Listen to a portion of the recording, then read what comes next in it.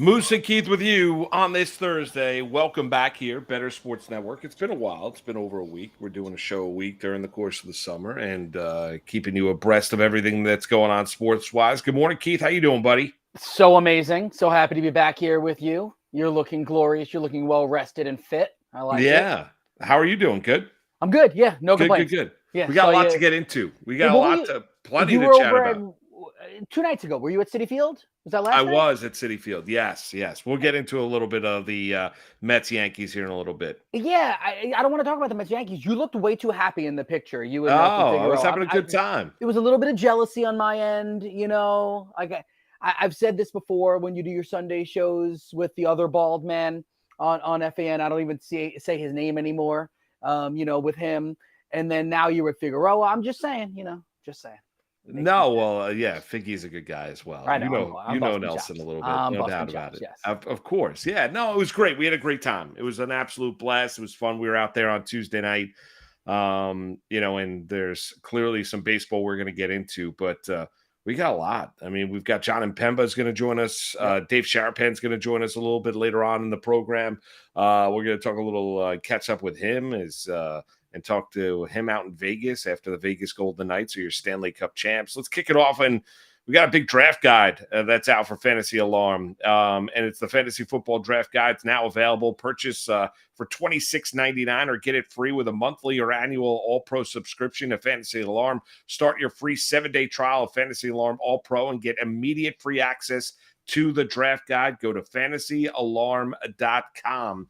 We'll get into a little bit of that a little bit later on in the program. Good morning. You know I'm right. Good morning, Baby J. And to everyone that's in our chat session here on this Thursday, it's Moose and Keith with you right here on the Better Sports Network. Let's kick it off with the NBA because the finals were really a tour de force. Missed you as well, Baby J. A tour de force for the Denver Nuggets and for Nikola Jokic as they had their way, dominated Heat culture. Brought that to an end, and Jimmy Butler and Jimmy Buckets and everything that was going on down there in Miami. And listen, Miami had an unbelievable run, but it was just time for the Denver Nuggets. What amazes me is now it's, I think everybody can, shut their mouths about just how good of a player Nikola Jokic is, rightfully so, whether he has the MVP trophy or not. He is the best player in the NBA.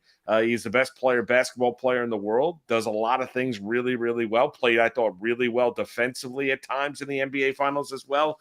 And we know how good of an offensive player he is. And now Nikola Jokic has cemented himself as one of the great big men in the history of the NBA. And his career is not done. And I've said this before where, people look at it and talk about, well, you can't really talk about the Denver Nuggets because it doesn't pull in ratings.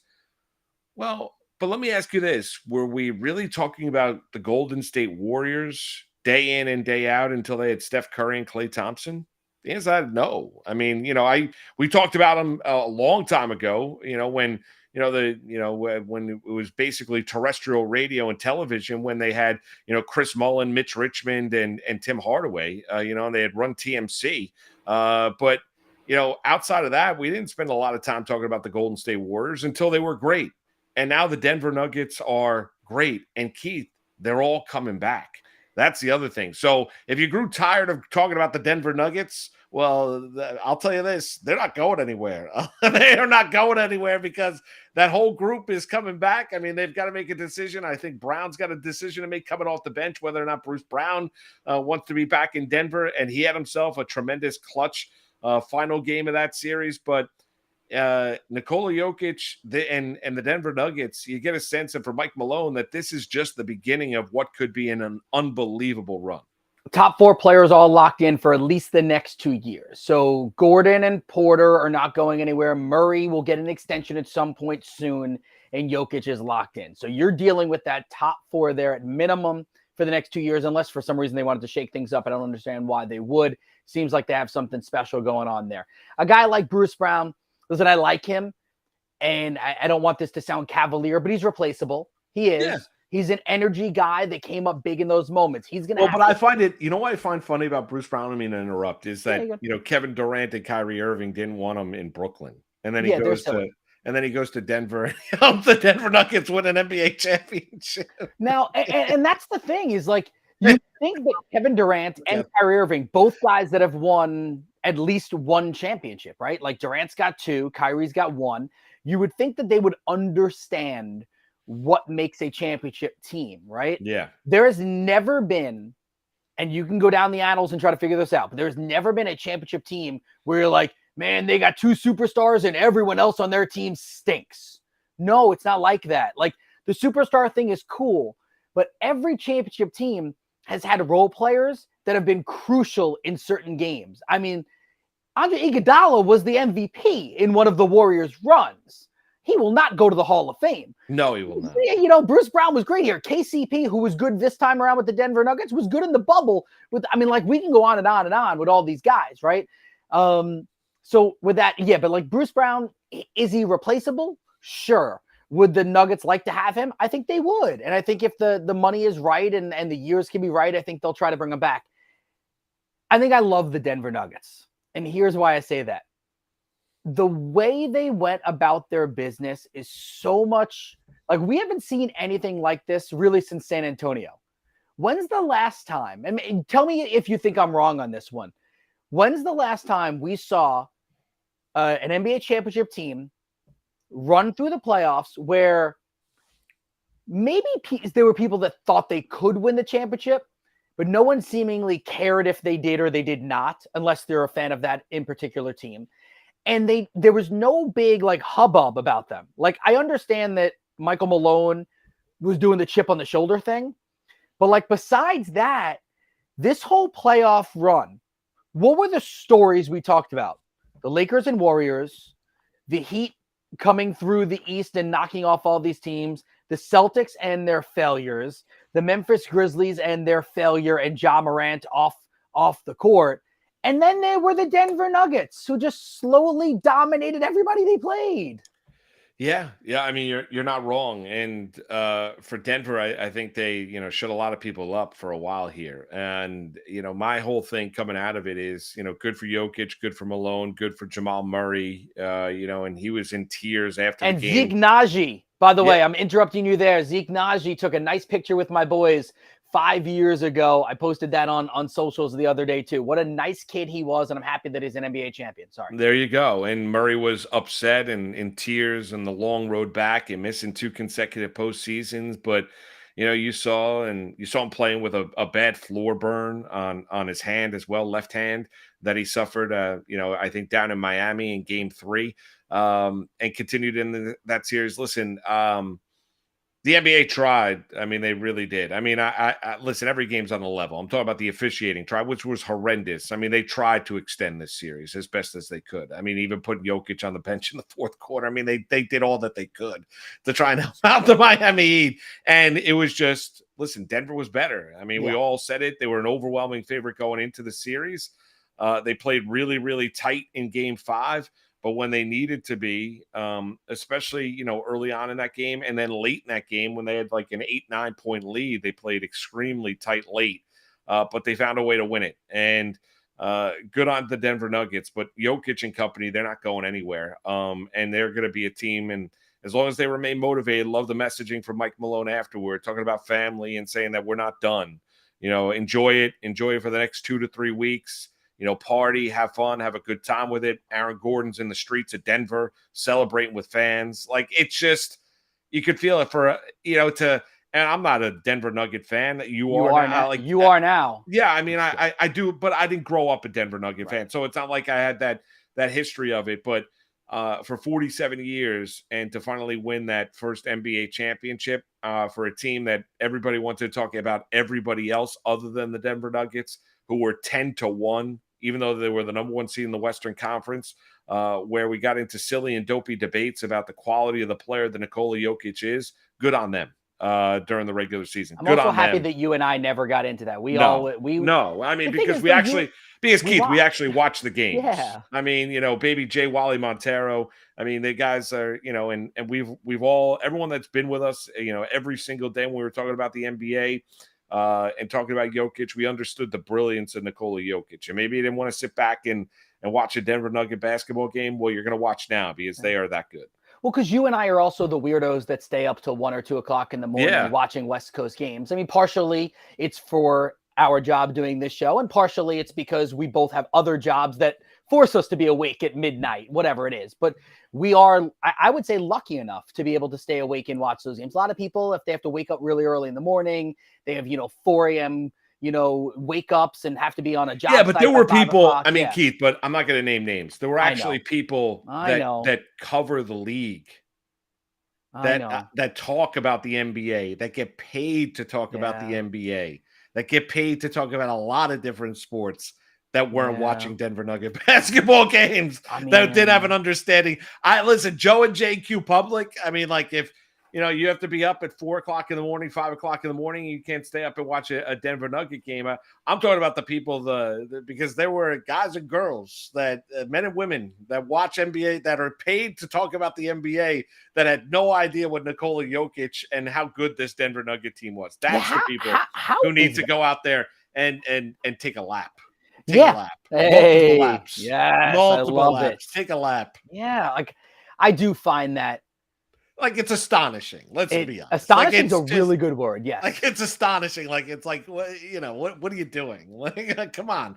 Like, I understand. Like, that's the thing about, like, I get what plays, and we're all in a ratings business, and LeBron plays and all of that. But if your job is to kind of have a feel about what's going on around the rest of the league, then, the Denver Nuggets had to be something that you clearly had to take in. It can't be a surprise to you about how good Nikola Jokic is in the postseason when you start to watch him. Like, that can't be a surprise.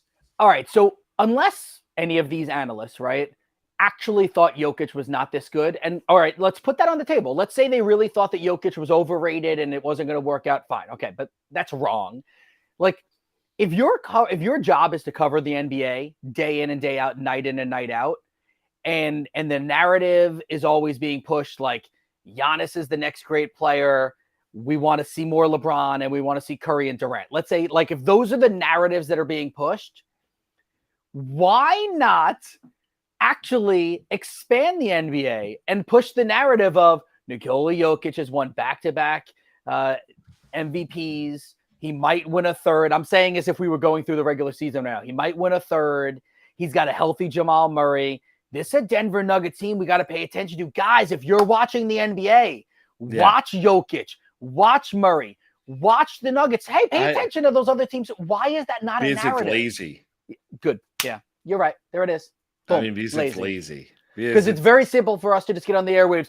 LeBron James has been in the league for 20 years. Look what he's doing with the Lakers. Right. You talk about LeBron, you talk about Kevin Durant, you talk about Kyrie Irving, you talk about James Harden, you hit the treetops with everything. Maybe a little Steph Curry, yeah. Yeah, throwing a little Steph Curry and where his placement is. Throwing a Mount Rushmore conversation or top 5. I mean, who doesn't love a nice Mount? Everyone's got Mount Rushmores. Mount Rushmore should have been Ja Morant or Zion Williamson in the draft. Right. There's nothing like the other day I walked into WPIX and we're doing that daily show, and my producers, or somebody in the back, one of the producers, like, why don't we do a Mount Rushmore of Yankees? I go, no Mount Rushmores. We're not doing Mount Rushmores. We're not. I love that you stood your ground. Nope. No, we're not doing Mount Rushmores. Nobody cares. Like, what about a top 10 list? Do that, right? No list. Anyway, so congrats on the Denver Nuggets, and how about Nikola Jokic when he's getting interviewed by Lisa Salters after the game, just like being true to himself. Like, and he doesn't play the game where how do you feel about winning the championship? Yeah, it's good. We got the job done. Now I can go home. It's so crazy that, like, that's starting to rub. Have you seen that's rubbing people the wrong way? Like, he's not. I don't get it either. People are, but people just want to find reasons to be upset. People are upset that his nonchalant manner about winning the title. Okay, yeah, it's a grind. It's been 7-8 years of trying to do this. He got there. He wants to go back home to Serbia and see his family. Okay, I'm all right with that. Maybe he's putting it into the proper perspective. Yeah. First off, he's not on social media, right? He's not active there. So it's not like he's going out there and telling everything about everyone. He seems to be a guy that likes to have his privacy. He also seems to be a guy that is not looking to constantly be into the limelight. He looks like a guy that basically this offseason wants to go work and disappear. Yeah. Go into a cave in Serbia. Right, Yeah. Baby J wants to race his standard breds. He wants Yes. to, race his horses. I mean, that's what Nikola Jokic wants to go out there and do. God bless. That's great. I mean, good for him. But he has a little bit of balance in life. Like, people are like bothered by the fact that he's got some balance. Like, there's other things in his life that interest him. Wait, how can you be that great at basketball and not just be totally consumed by it? Not saying that he's not consumed to be great, because I don't think you can be as good as he is, or to where there's not a level where of importance for basketball. So they went out and proved everybody wrong, and now he wants to go and If enjoy he the wants to victors. go, yeah, What's 2, the good? 3, 4 weeks of nothingness. Go ahead, dude. Yeah, right. He's earned it. If Yeah. there's a guy in this league that has earned it, I think Nikola Yeah. Jokic has gone out there and earned it. So congrats to Not the Denver. Yeah. not everyone is LeBron, Kobe, Tom Brady. All right? They're not. Not everyone spends millions of dollars on their health, their body, and playing every single minute of every single day. The fact that like Kobe he would look at the schedule and see workout is set for 6 a.m. He would show up at 4 o'clock in the morning. Jordan, even though Jordan was gambling a lot, Jordan would do things like that. The all-time greats, some of them do it. Most of them tell us they're doing it. Like, I'm a LeBron guy, Yeah. but LeBron wants us to know that he spends he's- $1 million on his body. Yeah. LeBron wants us to see him in the tonal commercials doing this with his shirt off, because he's 38, 39 years old and still looks like he's, 25. Jokic, on the other hand, I mean, Giannis, to an extent, has started to show us a little bit more, too, of his hand and wanting to be in the limelight, too. Jokic, at least at this minute, doesn't look like the guy that wants to, like, I truly believe he's working as hard as he can, because you're right. There's no way that you are the best of the best and just going about the motions. He's probably working like crazy in the offseason, behind the scenes. He doesn't care if we know. Good. Well, right, and that doesn't. I think for everyone though, like, you need a freshening. So I don't think you can continue to just grind, even in the off season. Like, there's a time where you need to give your body a little bit of a break to be able to kind of That's what Europe's going to be for me this summer. That's exactly right. I'm going to eat so much you've pasta. got the NBA draft next Thursday. Yes. When do you think the Ja Morant announcement comes out? Next Thursday is the draft, exactly a week from today. You got to go news dump Friday, don't you? You think it comes out tomorrow? Yeah, I feel like you got to go news dump Friday. We find out like 3, 4 o'clock in the afternoon. Is the parade is today for Denver? Yes, and so they're not going to do it. Vegas is Saturday. Well, yeah, I don't. I'm just thinking like things in the public. Right, so maybe Friday. Yeah, I think Friday. I would say Friday or Monday. Yeah. I mean, I think they're going to I think they're going to announce something before the NBA draft. You would agree? Yeah. How about the fact that Ja Morant's people are starting to? Did you see this? They're claiming that it was a toy that he was holding. Yes, I know. And I don't think we were on the air since that happened. And the problem with that becomes that's almost more of a slap in the face to Adam Silver, because Adam Silver was apparently quoted as saying to Ja in that meeting, "You're treating guns like toys." Yeah. Yeah, I mean, I think he gets half a season. 41 games. Yeah, I think he gets more than that. You do. I do. Yeah. I think he might get like a 50 or 60 game suspension. Wow. And really, it's because you're an idiot. Yeah, it's just because you're idiotic. I think that. Man. Well, Keith, I think number one, a couple of things would lead me to believe that you don't piss off people that are in positions of power. That, and everyone, I've seen people talk about, well, it's not illegal. First off, I've said it perfect. Like, I don't know. I don't own a gun. Like, I don't know exactly what the gun laws. I know you can go into New York City with a gun unless you have a permit, and there's a specific one. We all know that from the Plaxico Burress scenario. But I'm not looking to own a gun at any point in my life. I don't know what the gun laws are. I really don't. I know you have to be responsible with it. So I've heard people say, well, you didn't necessarily break the law. Well, I got to be honest with you, it's also not everyone's God-given right, even if you're talented, to play in the NBA too. Yeah.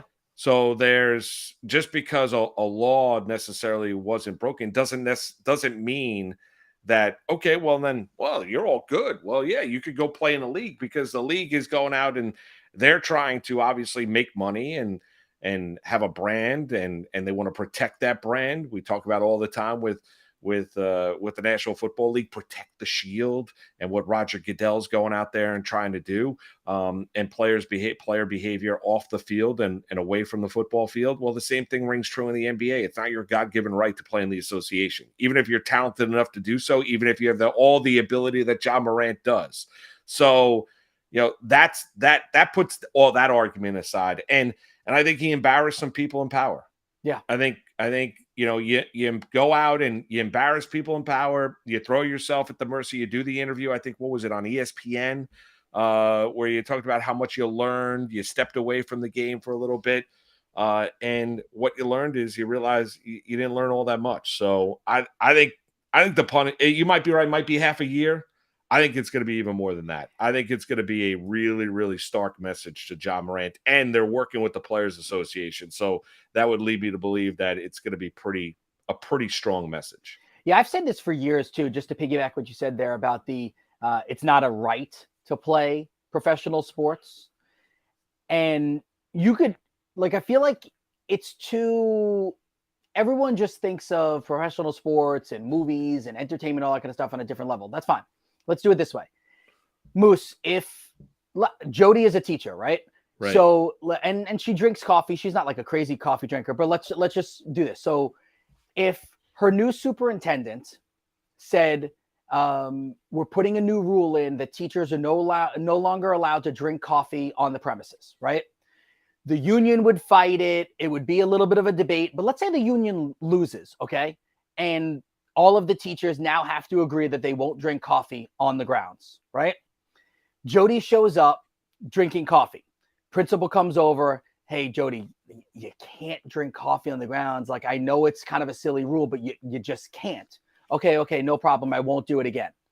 2 days later, she comes in drinking coffee. You don't think at some point she's going to get reprimanded, even though it's the silliest rule?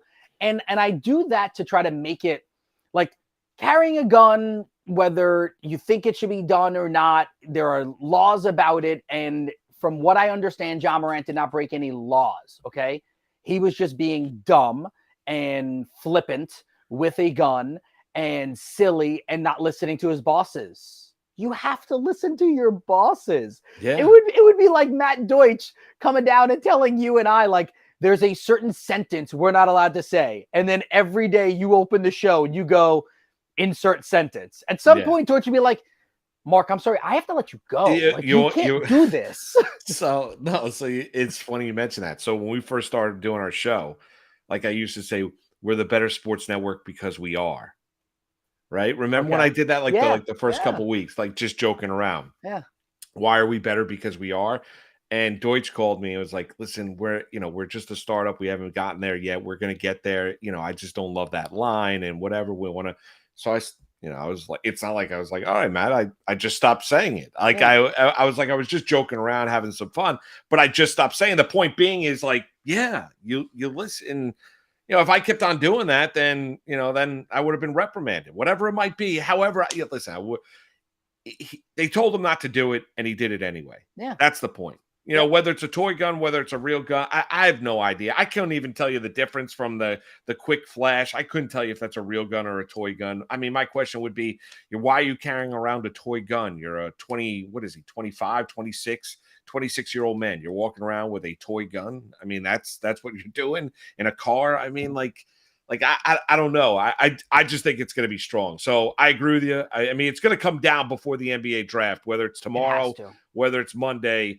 I mean, that's going to come down. I think they're going to give it a little bit of breathing room to where then the NBA draftees and, Victor Wembanyama can have his night on Thursday night being this transformational superstar that he's now going to be for the San Antonio Spurs. So, yeah, it might be tomorrow.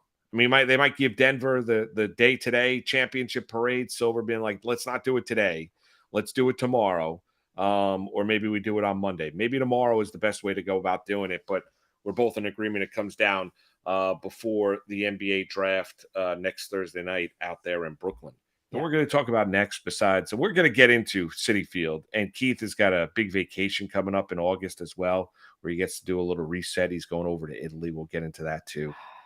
That's exactly right. Keith is coaching his AAU son's AAU basketball team Bro, it over the was so much weekend. fun. I mean, I know it was. I Oh, know. it was so much. We're Such going an to talk a little experience. fantasy football. John Impemba is going to join us. Want to remind everybody, Fantasy Alarm Football Draft Guide is out. Purchase for $26.99. Get it for free right now on a monthly or annual All-Pro subscription to Fantasy Alarm. Start your free 7-day trial at Fantasy Alarm All-Pro and get immediate free access to the draft guide. What do you need to do? Hop online. Go to fantasyalarm.com. John Impemba joins the program next. He's Keith Irizarry. I'm Mark Malusis. Back together on a Thursday right here on the Better Sports Network.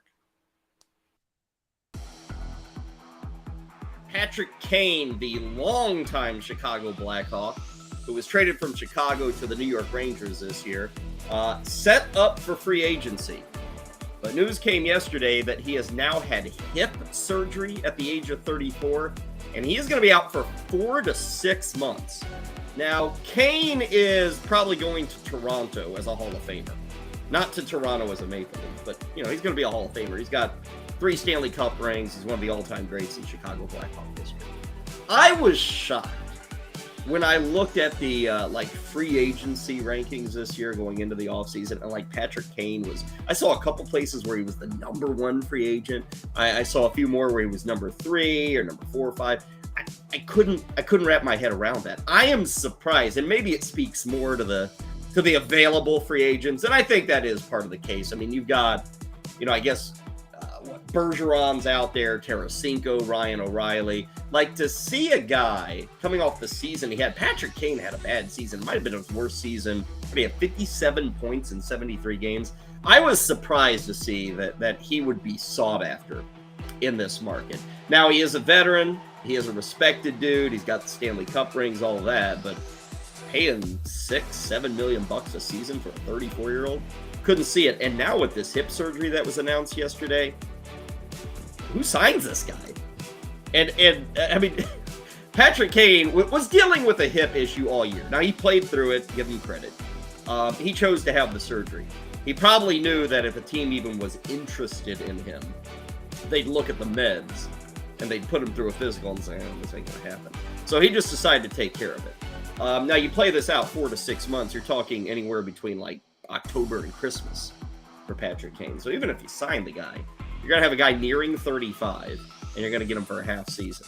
So I will be following that market. I mean, is anybody giving him more than a $3 million base or $2 million base? Is anybody giving him more than a year?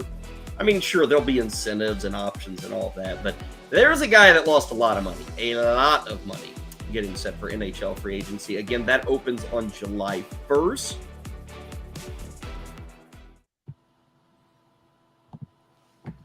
Mark Malusis, Keith Irizarry with you. It is Moose and Keith right here on the Better Sports Network. Let's welcome aboard right now. John Impemba joins us, and he is the Senior Manager of Content for Fantasy Alarm, host on Better Network and Sirius XM Fantasy, and also check him out, Fantasy Alarm too. John, good to see you, brother. How are you? Hey guys, glad to finally make it on with you. I've always watching your shows in the morning. I'm doing pretty well. It's a big day here over at BSN and Fantasy Alarm with the launch of our draft guide. 2023 fantasy football season is here in full swing, man. Yeah. So why CeeDee Lamb on the cover? Listen, we're just looking for a breakout season. He's coming at the end of the first round of drafts right now, early second round. You're looking at the year he put together last year, 1,300 yards, and that was without Dak Prescott for a handful of games in that offense. So you get a healthier offense, a healthier quarterback, and we're really just looking for him to take that next step. And if you're looking for that breakout wide receiver at the end of the first round that maybe could compete with a Jamar Chase or a Justin Jefferson this year as that number 1 guy, we think CeeDee Lamb could be that player this year. All right, so tell everybody when you sign up and you get the draft guide, John, what are people taking in for $26.99? Yeah, listen, you get pretty much everything that we're offering there on site if you sign up with our annual package. If you buy just the draft guide, you're getting all of our rankings. Howard Bender gives you his positional rankings. Andrew Cooper gives you his positional rankings. We have our top 200 overall rankings. Adam Ronis is going to be providing positional rankings. Jim Bowden is going to be providing positional rankings. So you have a whole wide net of rankings from top tier analysts here in the draft guide that you can kind of craft and follow along yourself to build your own draft strategies. Along with that, we have top 10 fantasy sleepers, bust, and rookie articles. We have updated injury reports throughout the offseason. We have a lot of strategy articles for your league specifics. If you're playing in a guillotine league, if you're playing in a survivor league, this year, if you're starting up a dynasty league, we have a whole dynasty section available to everybody. We've dive into best ball a lot this year as well. So we have a lot of just general articles to help you guys, win your fantasy football leagues. And the best part about it this year, and the last couple of years as well, is we moved away from the magazine draft guide. We now do a living draft guide on site, so we're always updating. A guy that may get hurt in training camp, we can now adjust on the fly. If you're doing a hard magazine, if you're buying a hard copy magazine, that guy might still be up there in the rankings. There'll be a whole write-up of why you should be drafting this guy, and now that information is out of date. With Fantasyline, we have the living draft guide on site, and we update that regularly with news stories as it comes out. So it's really the best thing you can have going into your drafts. We'll have the cheat sheet available as well, which will include an auction grid with values, a whole bunch of rankings there as well. So it's just kind of an all-in-one tool to help you guys with your fantasy football drafts. I love it. All right, so let's continue to help people out there and see about the draft. So the draft guide. So with the guide, it being updated, let's say I'm entering a draft. It's now like middle of August. I'm getting ready for it, and I want to put my league settings in. Can I do something like that or no?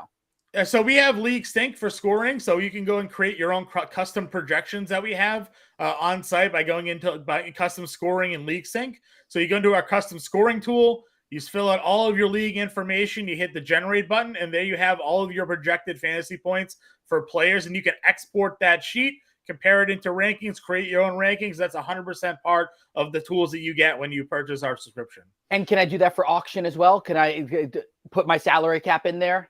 We have auction values on the draft grid as part of the cheat sheet. Yeah. Okay. All right. So let me ask you about a couple players, John, first and foremost. Sure. What do you do here? What do you do with Saquon Barkley? Listen, he's going at the end of the early second round, end of the first round, depending on how risky you want to get there. I like that they put that contract offer back on the table for him, and he should get a deal done. I think it would be silly for him to hold out. He's one of my favorite players to draft at that early second round position, because this year we've seen a large shift where a lot of people in drafts are going wide receiver heavy. In the past, you used to see the first 10, 12 picks pretty much all be running backs. It's not really the case anymore. So a lot of the top running backs are kind of falling into the middle to second half of the first round, early second round here. So you're getting a guy like Saquon Barkley, who could be the number one overall running back when he stays healthy in an offense with Brian Daboll that I think showed a lot of improvement last year. I like Saquon Barkley. I've taken him in drafts. I'm not too worried about the contract situation. The one thing I preach to those who ask, wait as long as possible to draft your fantasy football teams. Drafting now, there's just so much unanswered questions out there. You don't have the full picture of what's going on. So if you can wait and find out what Saquon's going to do, for another couple of weeks here, late August, probably better off. But as of now, I'm still willing to take the risk. I don't think he misses any games. I'm with you, by the way, on the waiting on the drafts. I like to be as close to the season as possible. I know in this industry, we all do the off-season drafts, and they're fun content for us, but I'm with you. Because even, listen, a guy like Dalvin Cook, right?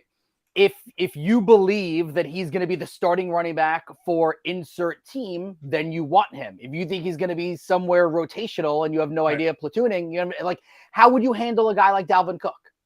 I think where he's going, he's still pretty great value in drafts. I've seen some ADPs with him in that 6th, 7th round range because there was a lot of uncertainty coming into the year with maybe he was going to get released or traded. But now that he's been released, you have to feel like he's going to find the best opportunity for himself to be a featured running back. There's obviously those rumors of him being traded to Miami. Those are still being floated around that maybe he'll go there and sign to be part of that Mike McDaniel offense and that high scoring expected Miami Dolphins team. So I'm still fine taking a risk on Dalvin Cook if you're drafting today, because I don't think he's going to go somewhere and just be a backup that's going to get 30% of the carry share. So I'm fine with Dalvin Cook. I think there's bigger questions of people who are looking and drafting Ezekiel Elliott, Leonard Fournette, Kareem Hunt, because there really haven't been any indicators that teams are even really interested in them. It's more so you're hearing from those camps that they're looking for jobs. And that's something that still has to kind of play out.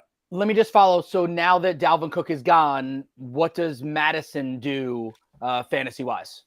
Yeah, listen, we've seen instances when Madison's filled in for an injured Dalvin Cook and been a productive RB1. I don't think he's going to be a guy that you can expect to be like, your quote unquote league winner. But where he's going in drafts right now, you're getting him in like the 4th round. That's as high as I've seen his ADP kind of rise of late following this Dalvin Cook news. He's a guy that can catch the football a little bit. He does run hard. So, you can kind of take what you've been getting out of Dalvin Cook, maybe slightly less. But they're high on him. There's a reason why they moved on from Dalvin Cook and gave Alexander Madison the job. So I think he settles in nicely as an RB2 on a lot of rosters. All right. What about who are you fading? Yeah, I know, and I agree with you about there's, why draft teams now wait, right? Injuries. But is there somebody that you don't like their situation or anybody that right now you kind of earmark that you're going to stay away from draft wise? Yeah, it all depends on where you're drafting, but in the first round, particularly, I haven't been taking any Tyreek Hill when I've had the opportunity to go there. I'm not really big on drafting guys what I feel like is their perceived ceiling. And the season that we got out of Tyreek Hill last year was fantastic, no doubt about it. But he's going among the top 5 picks. I've seen him go as high as 3 with 3 wide receivers right off the board, coming with Chase, Jefferson, Chase, and Tyreek Hill right after there. I'm just not getting there. I'd honestly rather wait around and take Jalen Waddle there because you're getting a little bit more of the draft equity there. So I just don't like where Tyreek Hill's going in the first round right now. So he's a guy that I've avoided when being on the board when he's been there. Jefferson going number 1 ever draft you've seen? Jefferson, yeah, unless people are looking to be a little different, you see Jamar Chase pop in there. You can still go running back. Christian McCaffrey is going first too. I've been a big Austin Eckler guy. I've been bold enough to take Austin Eckler within the top 5 picks if I've been in there. A guy that for whatever reason isn't getting a lot of love. He's going at the end of first rounds, early second round in drafts. And there's a narrative that because Kellen Moore is there, that they're going to change the way they use their running back system because of how Kellen Moore used the running backs in Dallas. But the difference is that the Chargers don't have an Ezekiel Elliott and Tony Pollard. They have an Austin Eckler and an Isaiah Spiller, right? He's not going to utilize his backfield the same because he doesn't have the same talent, in my opinion. And you're looking at in a half PPR and PPR league, Austin Eckler being the RB1 and the RB2 the last 2 seasons. So why he is going later in drafts where he is, where guys like Bijan Robinson are going, again, first half of the first round, feels a little interesting to me. So I've been big on Austin Eckler, and I don't mind reaching for him if I'm in that middle round of the first round. I've been taking him. I took him as high as 3rd in a best ball draft already this year. So I'm just a big Austin Eckler fan. John, how do you handle quarterbacks? Man, quarterbacks are kind of my thing. I've been pretty good last year. I was very openly touting Jalen Hurts everywhere I could, draft him as much as you could where he was going in drafts. I loved that they went out and acquired A.J. Brown for him. So now I kind of look around the league and you're like, all right, what offenses are trying to make improvements for the quarterbacks and also what quarterbacks can help themselves out from the rushing standpoint there. So obviously Justin Fields is going among the top 5 quarterbacks off the board, but you're getting him in rounds 4, Mahomes, Allen, and Jalen Hurts are going in round 2. So you're getting a little bit of leverage there because he has that elite rushing upside. And then you see they made a commitment. They traded for DJ Moore. I believe in Claypool getting an opportunity now, a full year in this system, learning that offense, not being thrown in there in the middle of a year on a bad football team. I think he's an extremely talented guy that can make a difference. They still have Darnell Mooney. So for me, I'm trying to grab as much Justin Fields as I can. I like Daniel Jones going later in drafts as well. And then if we're going CeeDee Lamb, Dak Prescott's a pretty good value here also. So I kind of like the wait a little bit, but I like my quarterbacks to have a little bit of rushing potential here. Otherwise, I'm kind of looking for Justin Fields in that range. Justin Herbert is also a really good value going in drafts right now, around 4 or 5. I know we're bouncing around from position to position. I want to go back to running backs, though, with Kenneth Walker and Charbonneau now. Like, how should we navigate those waters in Seattle? Yeah, it's frustrating, obviously, because everybody was all systems go with Kenneth Walker this year after a great rookie year, and then they go ahead and draft Charbonnet, and they're like, well, he's kind of a similar back. They can kind of split the workload. They use good draft capital on him, so you have to assume he's going to be involved. What that's done in turn, though, is actually kind of bumped the ADPs back on Kenneth Walker a little bit. So he's actually kind of relevant still. If he was where he was earlier before the draft, if you look at some of those early rankings, people were drafting him as an RB1, assuming that he was no real competition for that job. Now there is. His ADP is falling back. I'm fine taking him, again, as an RB2 because I do think they're going to share the workload. I do think he's an explosive player. And we've really seen the NFL go to this 2-back system now where you can have double productive running back. So I haven't really looked at Charbonnet as much, but Kenneth Walker, I'm fine in the right circumstance. All right. Curious rookies wise, John. Who do you think? I'll throw out receivers. Who do you think the most impactful rookie receiver is? Yeah, I think it's got to be Jordan Addison. Again, he's just going into an offense in Minnesota that was such a high volume passing attack. And while people may be worried about the fact that there is obviously Justin Jefferson as a wide receiver one, and TJ Hawkinson, who's one of my favorite tight ends, and Kirk Cousins really hit it off last year once he got into the offense. I feel a lot of that also had to do with the fact that Adam Thielen may have just been washed. And now you're getting this elite wide receiver put into this offense that's going to take that snap share that Adam Thielen had on that field and just be a legitimate threat in this passing attack here. So I think Jordan Addison's the number one wide receiver that I'm going ahead and draft. But I think Quentin Johnson is kind of interesting because the Chargers used a first round pick on him. And you're looking at that offense and it's like, all right, they have Mike Williams, they have Keenan Allen, but why are they using a first round pick on a kid that has a very similar skill set to Mike Williams here? Some of the people think that could be insurance. Keenan Allen's had some injury problems. Williams have had some injury problems. They've kind of had to go to Josh Palmer a lot over those last 2 years, but I think where he's going in drafts, he could be a little bit of a sneaky rookie play because we love that Chargers offense. You don't use a first-round pick on a guy, I don't think, to sit unless you're the Patriots and N'Keal Harry. We'll talk about that another time. But, I think there's a lot of talent there with Quentin Johnson. So I do kind of like him as a late sleeper pick. I've been on the record saying I'm not a big fan of Mac Jones. I say he's fine. Moose likes him a little bit more than me. With that, DeAndre Hopkins visiting New England. If Hopkins decides to sign with the Patriots, what does that do to that offense and some of the weapons?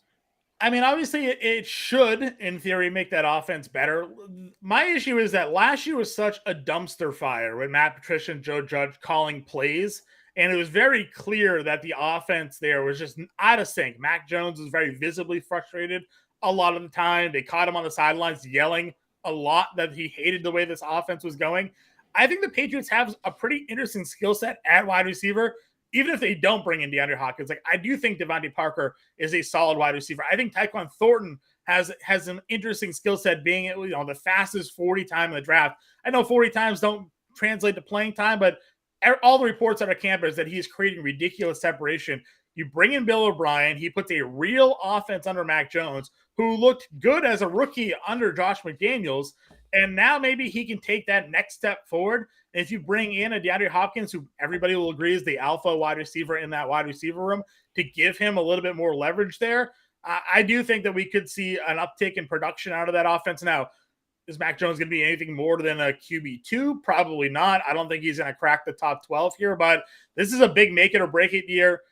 Belichick and Hopkins are always kind of like, two schoolgirls giggling at each other whenever they see each other on camera. You had the whole NFL Films clip last year when they were in Arizona. Hopkins basically being like, "I'd love to play for you, Bill." And he's like, "I'd love to have you, man. Well, here's your opportunity." So as a Patriots fan, it would be great to see DeAndre Hopkins in New England.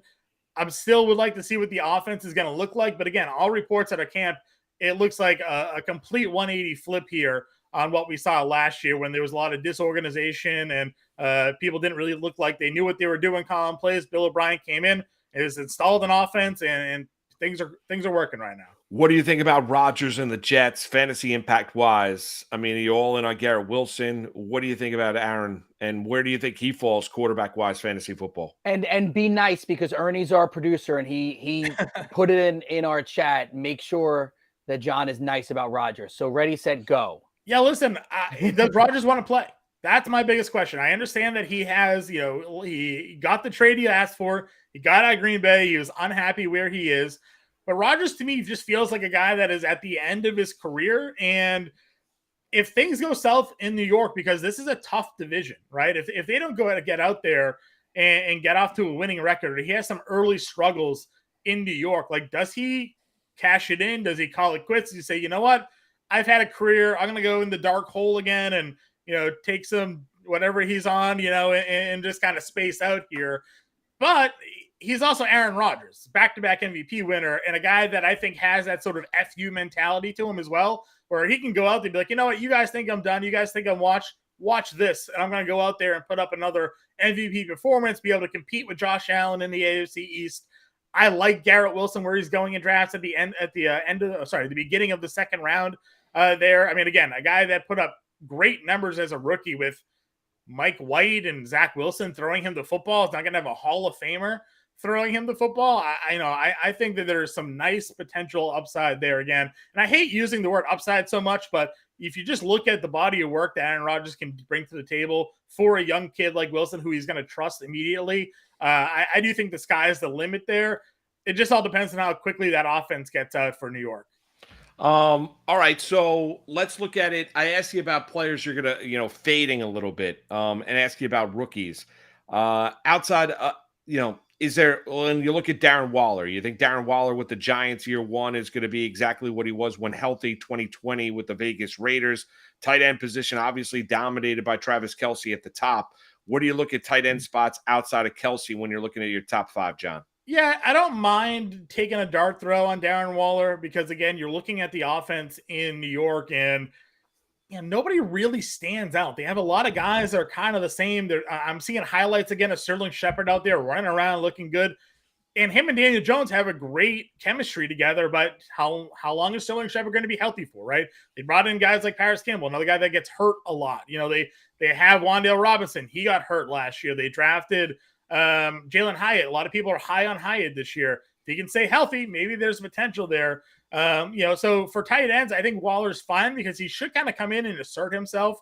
I think as that number one, safety option there for Daniel Jones, as long as he is healthy, he still has sort of the athleticism to be that difference maker at the tight end position, pairing up against linebackers and safeties. I don't generally draft tight ends early. You don't really see me going after a Kelce or an Andrews too often in drafts. I've been taking some value plays on George Kittle, though. He's been kind of falling later in drafts this year than he had in years past. And I think the uncertainty around the quarterback position has a lot to do with that. But, if Purdy is good to go, or even if Lance ends up being the quarterback, which I don't think is going to be the way that goes, George Kittle to me feels like a pretty good value. So I've been grabbing some of him in the middle rounds. Other than that, though, I've largely just been waiting. I have a lot of Juwan Johnson. I've drafted Mike Gesicki, kind of just pairing a bunch of tight ends together and seeing which ones work.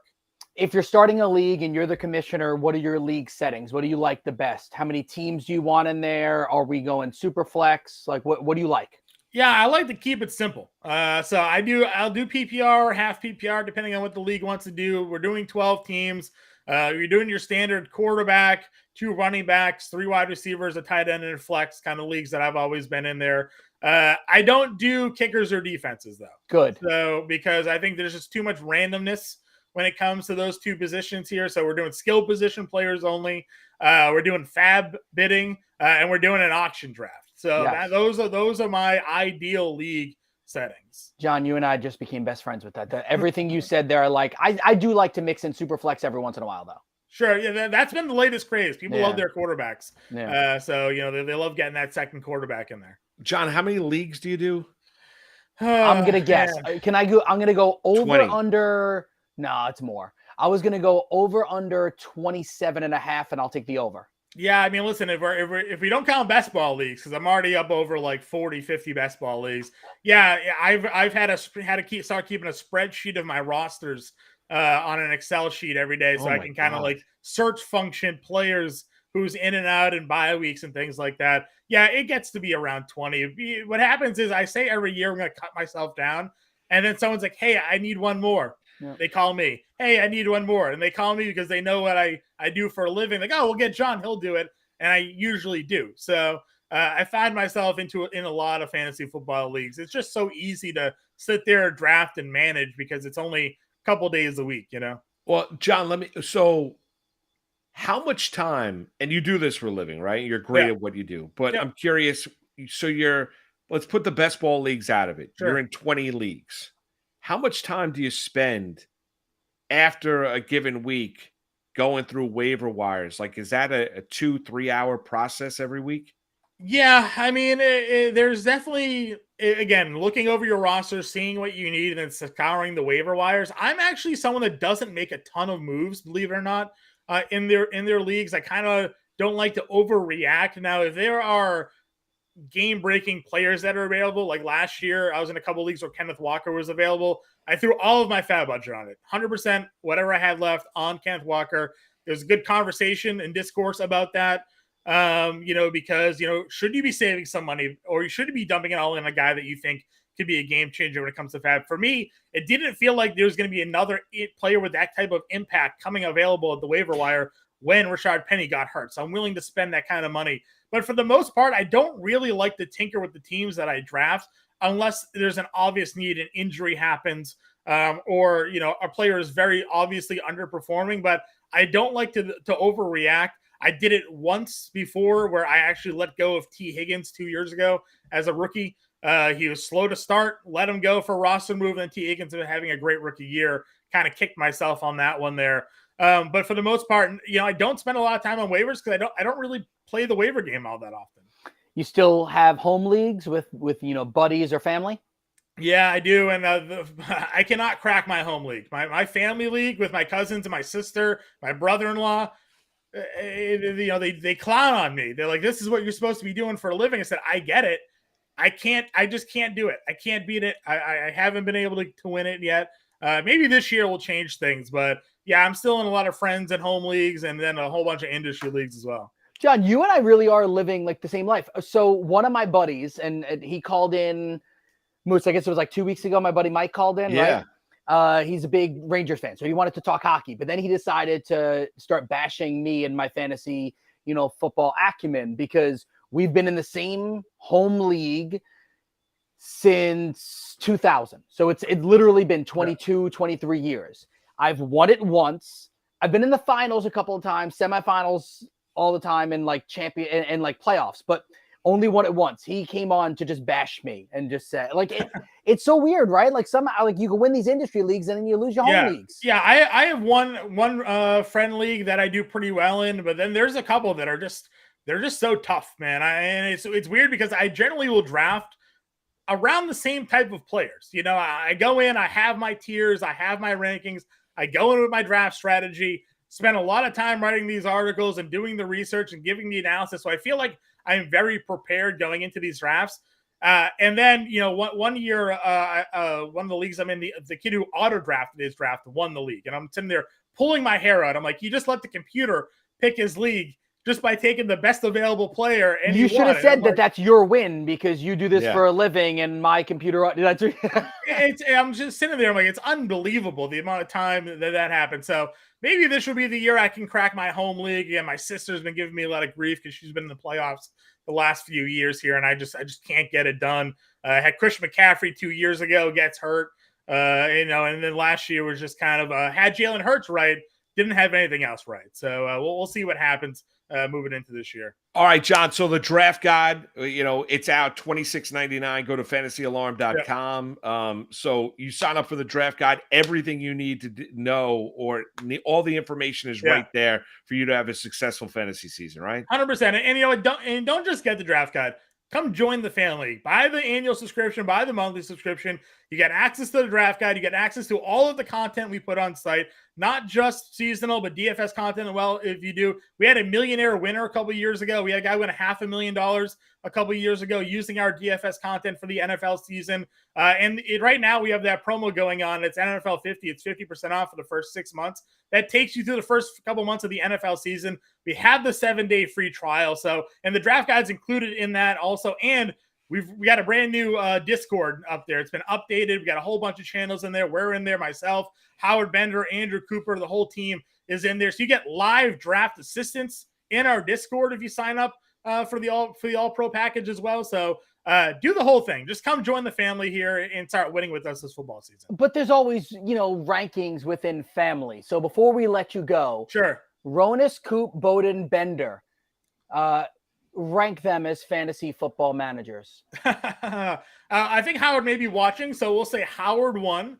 Okay. And then we'll just lump. But you're not being honest together. We won't be overly. Let's go on the idea. No, let's go on the idea that imagine Howard was not watching. Yeah, let's just go on the idea. You could be open and honest. Yeah, I still go Howard. John, you're in a safe tree. Yeah. I don't know how safe this tree is here. I feel like you're trying to get me don't worry, the branch is not going to burst. Don't worry. Everybody here at Fantasy Slum knows exactly what they're doing. So actually, better boss than there. Everybody wants to be Brit Flynn. I agree. Brit Flynn's great. Listen, everybody's great here at Fantasy Alarm. All right. You do not need to rank them. Go tune in to Quick Out Fantasy Football at 1:00. Me and Coop are going to be on there today talking some more divisional. Well, I'll ask it to you this way, John. We got that going on. You have a big move you need to make. What's you that? need fantasy advice. Yeah. You're brilliant at what you do, but you need bounce an idea off someone. Who are you calling? Probably Coop. He's on speed dial for me. Okay. So Coop is on speed dial. That answers it. Yeah. John, you're the best, man. We appreciate it, man. Thanks for having me on, guys. It's fun. No, this is great. Don't be a stranger. Don't be bashful, all right? Won't be. All right, you got it. You guys later.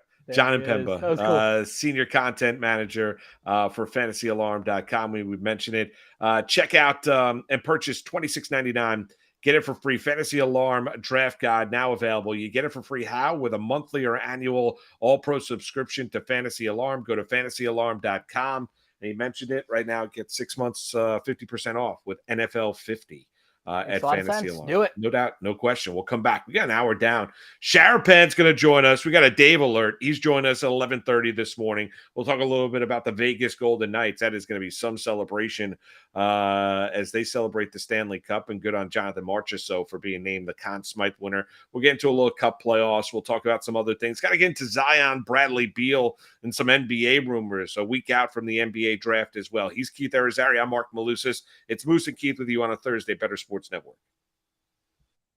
I feel like this is a quietly contentious point in Dynasty Fantasy Football, what it means to actually be rebuilding. Some people say you should never truly be rebuilding. How do you view the rebuilding versus competing dichotomy in Dynasty? So I will be the first person to acknowledge that my preferred format of fantasy football is just redraft.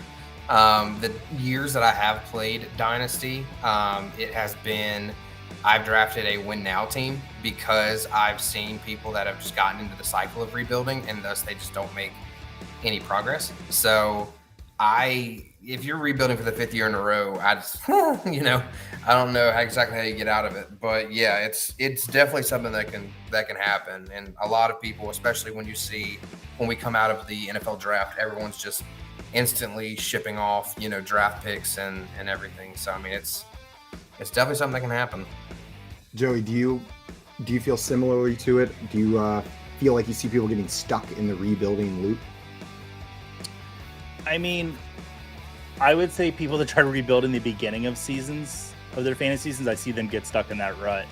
I would really try to only ever rebuild if I knew I was going to miss the playoffs. Like, I'm always trying to play to win, even if it's maybe I don't know. I think my big thing is the word rebuild is a much shorter time frame than I think most people say it should be. Like, they look at rebuild as like 3 years out competing.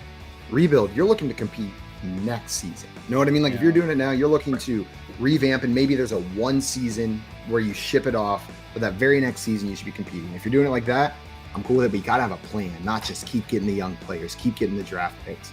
Otherwise, you end up like Tim. Maybe not like Tim who gets a bye, but you make the playoffs, you're in that like 4 to 6 range every year, just hovering in the middle. Nothing ever gets better, nothing ever gets worse. I think I play like you in Dynasty, Simon. I play in 3-year windows.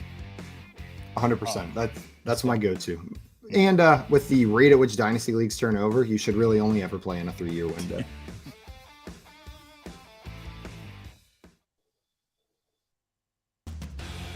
Bye weeks are so incredibly important in best ball because you can't change your lineup. You can't grab somebody off the waiver wire. You don't make changes. So you've got to be prepared. If you're taking 4 quarterbacks because you want to be sure you got to be very methodical about the schedule, especially the bye weeks. Yeah, that's a good point by you because I don't, in redraft leagues and in especially in dynasty leagues, I don't give a damn about bye weeks in a dynasty league. I'm taking the talent that I need, especially if it's like a startup dynasty league, man. And so, that's created situation. Matt Deutsch's league last year, I had a glut of, it was like week 9, I seem to remember. It was the bye week of death for me. Like, it's a 2 quarterback league. I had a bunch of QBs, and they were like all on the bye at the same week. It was insane. At best ball, you've got to really be strategic about that. And it's almost more important than the statistics that you might put next to the player as the bye week to let you know, no, I can't go there because I got this guy, this guy, and this guy already. You have an opportunity to get a quarterback you want, but your first two have the same bye week. You just can't do that to yourself. You have to be thinking it through. I do pay attention to bye weeks in my drafts. I just do. It makes me a lot less of a struggle bus situation when it comes to Buy-Mageddon. I don't want to have 4 players. I don't want to have all my wide receivers and just be playing scrubs. I don't want to have to get rid of a player that I like, that's healthy, that's performing for me just because out of desperation.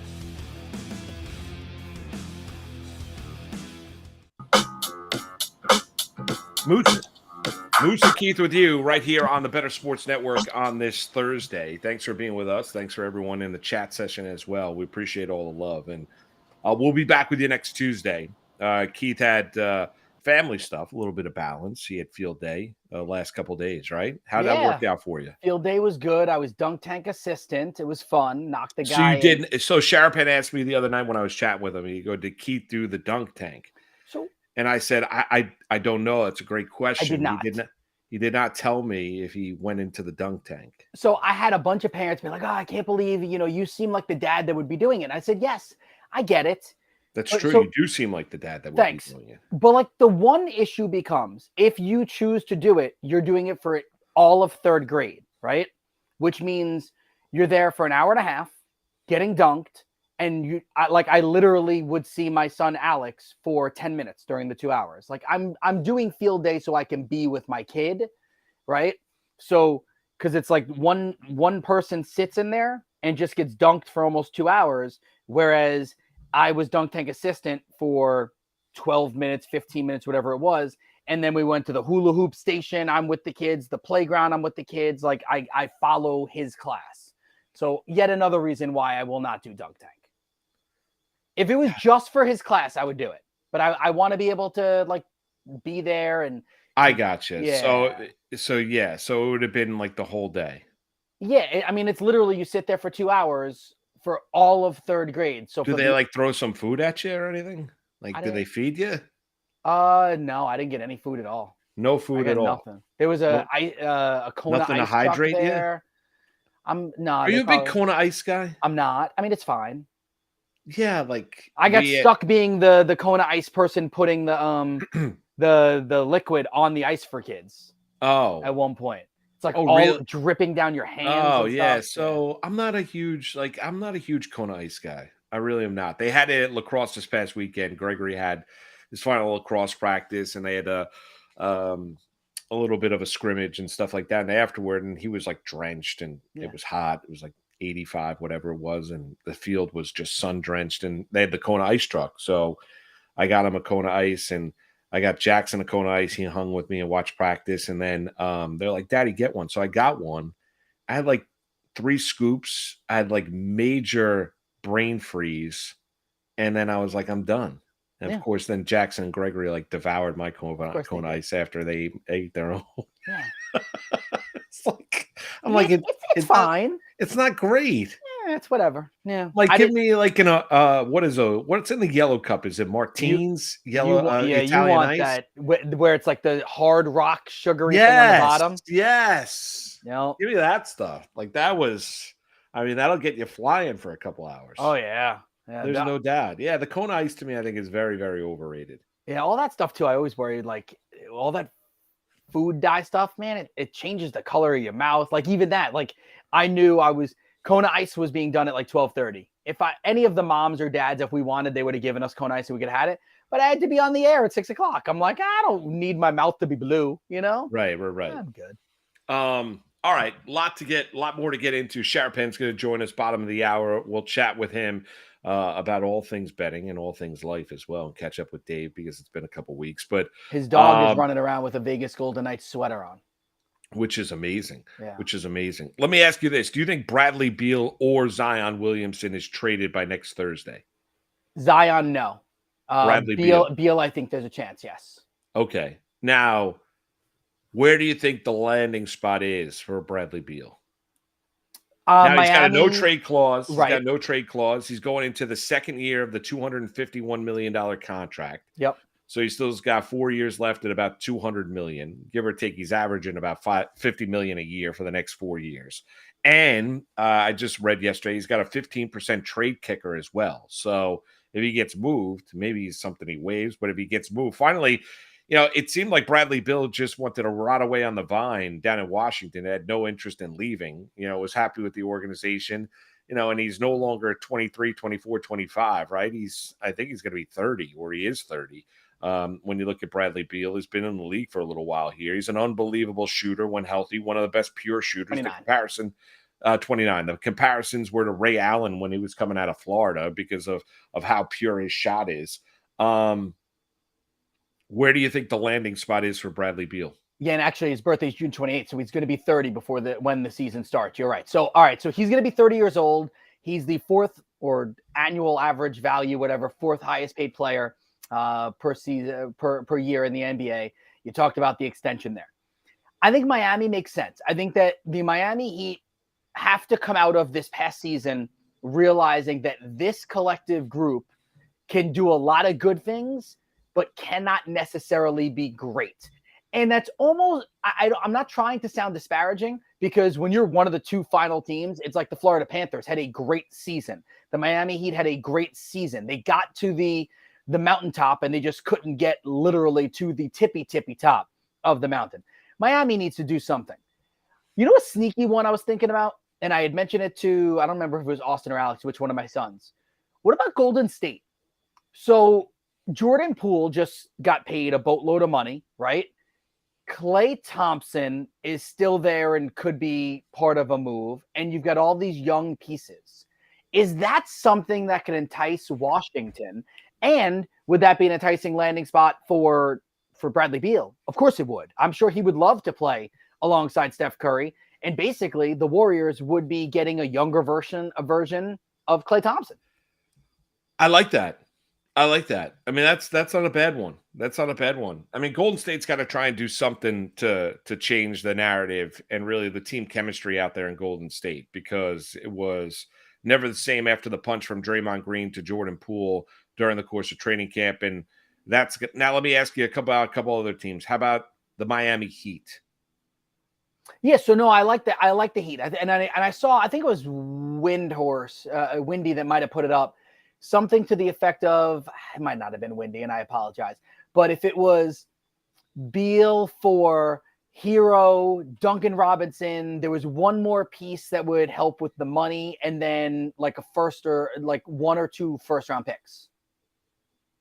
Like that would work for Beal. Is that enough in return Washington getting? Well, the reports is that you'll be surprised at how little it's going to take because of the size of that contract to go get Bradley Beal from Washington. Right.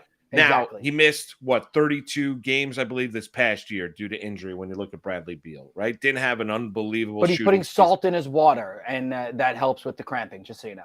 Right, there you go. I don't know if you've seen those commercials. I'm sorry. They're just on. I see those commercials. It's on FS1 and MLB Network. Though I see Bradley Beal commercials like all day when I'm flipping through channels. Anyway. Now, let me ask you about a team that's near and dear to both of our hearts. How about the Knicks? I would love it, but it would have to be Julius Randle for the money, right? And I don't think Washington wants. What about RJ Barrett? The money doesn't match. What about if you do RJ Barrett, Obi Toppin? Right. I think Fournier would have to be a part of it just because of the money, right? Right. Like Washington would have to be willing to take Fournier him. stinks. And I know the Knicks would be fine with that. And I think that they would want Grimes or Quickly also. Would you do Obi, Barrett, Grimes, or Quickly for Beal? Would you do three of those guys for Beal? I probably would. I probably would too. I don't believe that. See, I want Obi to be great. Well, but let me ask you, I'm not sure the defense, Tibbs how big of a hit are you going to take defensively in the backcourt with Beal and Brunson? They don't play defense, neither of them. No, I know. That's my point. My point is that's going to be a massive hit defensively, right? So Fournier, they'd have to take Fournier's money. Like Fournier would have to be a part of it. So if I gave you don't think RJ Barrett, Fournier, and Obi Toppin would be enough with picks? Well, you think I'd have to give up Grimes? I'm gonna see. Let's actually do let's do the trade. So we're going Washington. All right. So the Knicks would be giving up Fournier, and Barrett. You going just those two, and then we'll add it. No, it's Fournier and Obi, right? Fournier, So Fournier, Barrett, and Obi. yeah. And then it doesn't allow you to add picks, but just act like we're adding picks. And it's for Beal. Let's see if that would be. This trade has failed. The Knicks are over the luxury tax threshold with this trade, and the incoming aggregate salaries exceeded what's allowed. The 125% cut 368,106 from the Knicks incoming trade value. So the Knicks, it's just, that's not enough money. It's not enough money. So if we adjust the trade, see, that's the thing is, like, I don't think Washington's going to want Randall, but Randall's the money that would have to be included. All right, but okay, so then say that you do the deal that you did. Say if you did Obi, Grimes, Fournier, and Barrett. All right. Or you add Derrick Rose. Derrick Rose has a no trade clause, so it doesn't allow me to add him. Let's try that. That would be successful. Okay. Fournier, Barrett, Obi, and Grimes for Beal. That works. That's a lot. That's a lot. That's a lot. That's a lot. That's yeah. A lot. I mean, but now, okay, so you got Beal out there. Now, do you play the long game if you're the Knicks and maybe try and go get Zion Williamson from New Orleans? I actually don't think New Orleans is going to trade him. I think that New Orleans. What about if he wants out? Okay, that's different. All right. Well, say if Zion wants out, and Zion's talked about his affinity of playing in Madison Square Garden. Now, I also understand. I mean, Zion Williamson's barely healthy. He's played 114 games in 3 years, so he's always off the court. We're not going to get into everything that's going on with him off the court as well now. But I mean, when you look at him as a talent, there's no doubting his talent and his impact. The question is now, what are you going to get, and how much would you have to give up to go get Zion Williamson? You'd have to give up probably considerably more. Now, there's reports down New Orleans that the Pelicans are looking to try and move up because they're really in what was it, Scoot Henderson, I believe it is, right? Yeah. That they're really enamored with him, that they're trying to move up, and maybe they'll dangle Zion Williamson out there. I don't know where. I mean, that's something that I think the Knicks would be interested in. Like, I love Brandon Ingram. There's no way if you're New Orleans, I mean, just close up shop if you decide to trade Brandon Ingram. He's an unbelievable scoring talent, guy that's standing at 6'10". He's almost Kevin Durant-like, light when you look at Brandon Ingram. Zion Williamson would be one of intrigue, but I agree with you. I don't think he's getting moved. I think Beal gets moved, and he's got a no trade, and he can direct where he wants to go. I think Beal probably gets moved before the draft. I think Zion's got a potential to get moved this summer. Yeah, I think the Zion thing is going to be interesting to see if they feel like he can get healthy. What is it? He's played 114 games over the last 3 seasons, right? That's it. Yeah. It's nothing. No, think about that. He's never healthy. He can't stay on the floor. He's played in less than half the games. There's 82 games a year. So there's 160, 240, 246, 246 games in the last 3 years. He's played 114 of them. And this might sound like I'm being mean, but it just doesn't look like he cares to get himself in the shape that he should be in. And I could be wrong, but it's like nothing has shown me that he wants to be in shape. Like Julius Randle. Remember when Julius Randle was a little doughy? I think he was in New Orleans or with LA, whatever. He was a little doughy. And then he spent one entire summer working out.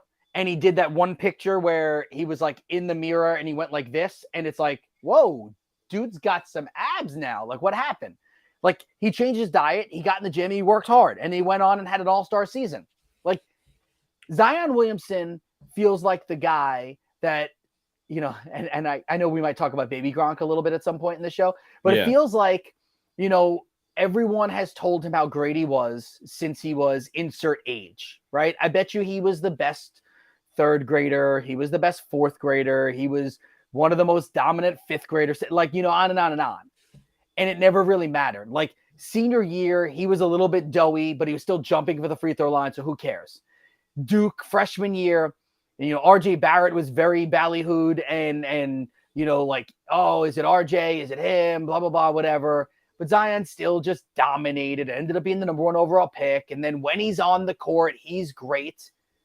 But until you actually like take care of your body, there's going to be injuries that happen. Like with the force that he's jumping, I don't think he can be 285 pounds. I don't think he can be. No, I don't. That's where, I don't know when he has the moment where he's got to have the understanding he can't play the yo-yo diets and be up and down. I don't know. But that would be concerning. Baby J, there's a difference. Okay, so the doughy of Jokic, right? Their games are different. Zion and Jokic have totally different games. Zion's game begins because of his sheer athleticism, and then you get the other things.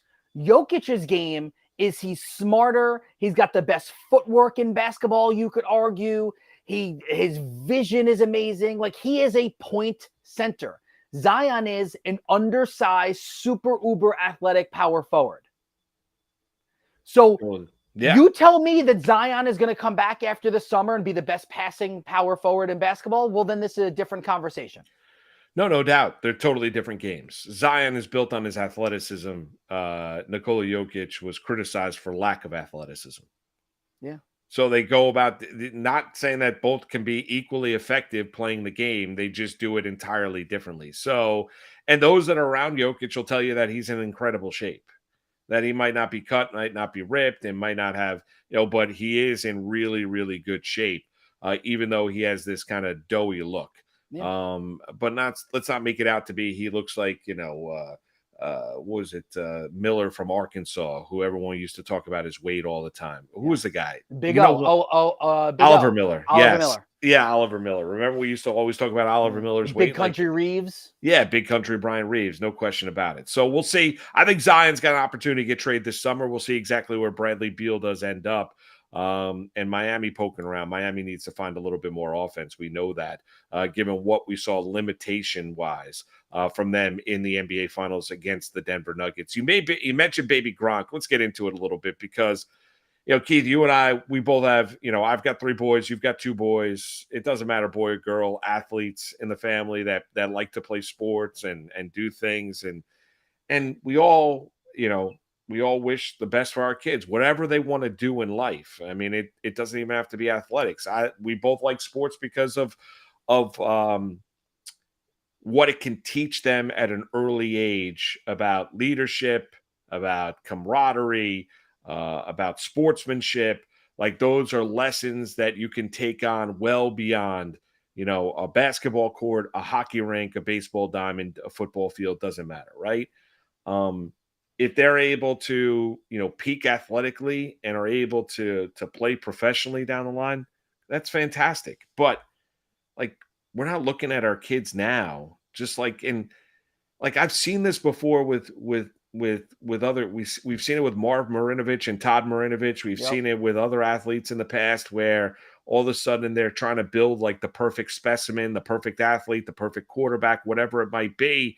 And in the end, it doesn't, like, it just doesn't work. I mean, it's got to come from within the individual, and the stuff and the amount of publicity that around this 10-year-old football player is just like, good for them, I guess, to an extent. They're making a lot of money. But can you let the 10-year-old be a kid? So let's talk about this. So, me, I'm a benefit of the doubt guy, right? Like, I tend to think of things positively. We're both like nice people, right? So my initial thought when I read the article in The Athletic last week was that, all right, so this sounds like a pageant mom, essentially, right? That is pushing their kid, whether actor, actress, athlete, and getting the most out of them early, giving their kid lots of experiences that normal kids or regular kids don't normally get, right?